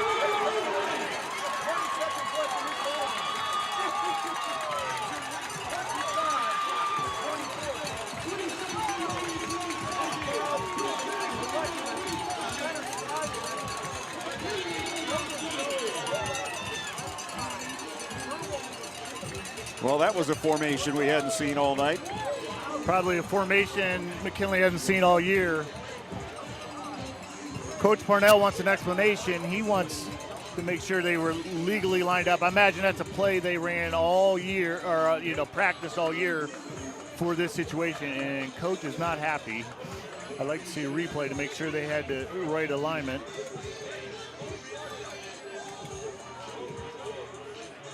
Menor 25, McKinley 24 with 20 seconds to go. The Cardinals will kick off. And they are just a few seconds away from meeting up with the last team to beat them, which was Lakewood St. Edward last season in a 13-7 game.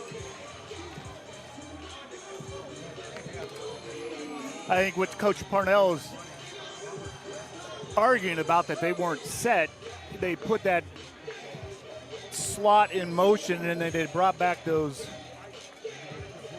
wide out. I'm trying to watch here on the screen. They had the 2 on the right, and they brought them back into the backfield. And if that guy was still in motion, that's a legal procedure. Yeah, they also switched the tight end from the left side to the right. And they go heavy, and then they just ran quarterback sweep to the left. A great design play, as long as it was legal. Like I said, they've probably been, that's just a play they ran at the end of practice all year. Here's the kick. It's a high, short one, and it's going to come down. Gordon is going to run far side. 20, 30, cut down on the 33-yard line with 14 seconds to go. He had a head of steam, but one of the Menor players was able to stick the shoulder out and bring down the ball carrier. So McKinley 67 yards away with 14 seconds and no timeouts.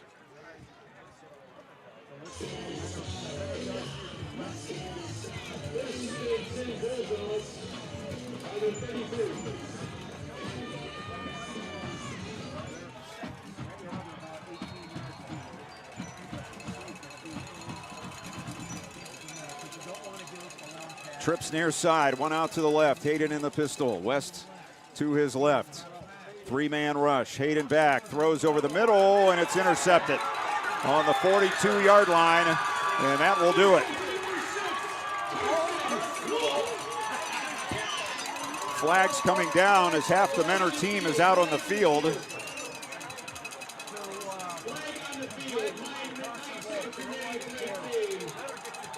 So there will be a penalty here against Menor as half the team went out on the field there. Still 9 seconds left in the game, and there 3 flags came down. But the Menor Cardinals are going to survive and remain undefeated here tonight against McKinley. And you have to go back to the kickoff after McKinley took the lead. I'm not sure what they were trying to accomplish there, but I'm sure it was not what actually happened. No, he probably wanted the pooch, but a lot deeper. And a lot of times, you tell the kicker where to go, and, you just don't get the leg into it the right way. And it definitely was a lot shorter than what Coach wanted it to go to. So it looked like Mankowski, who is a soccer-style kicker, came up and kicked it straight on. Yeah. And tried to drop it behind the first or second line and basically hit it right up in the air to the one of the up men who ran it up the far sideline. And Menor started that last possession on the McKinley 45-yard line, and then the Bulldogs had too many men on the field before the drive started. That put them on the 40, and now from their own 43, Menor will take a knee, and this game will be over. Menor 25, McKinley 24. We'll come back to wrap it up after this. You're listening to High School Football, presented by the Sarshone Auto Group on Q92.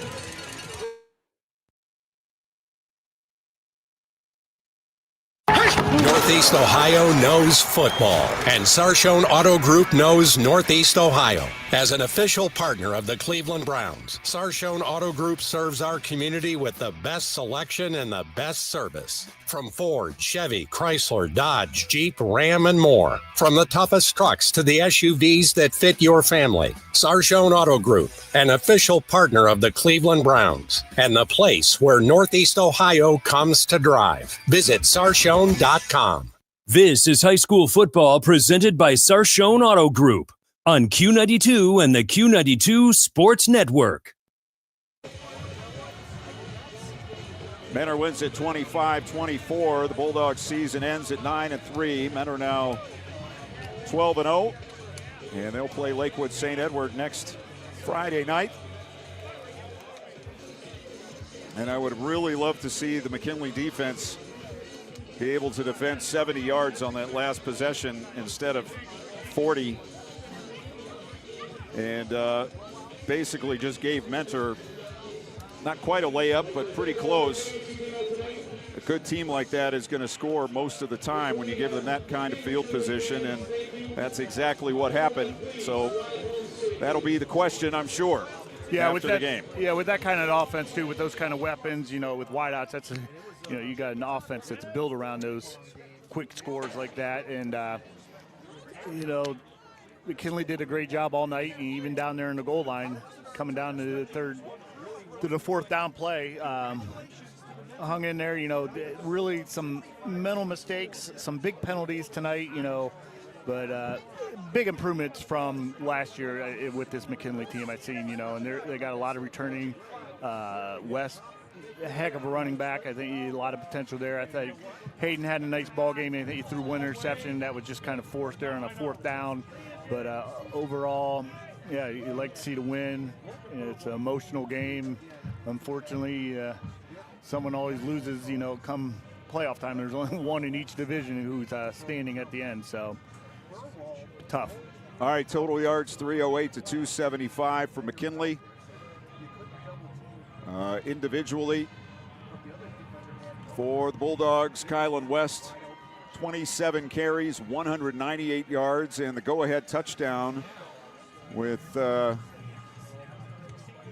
under 2 minutes to go.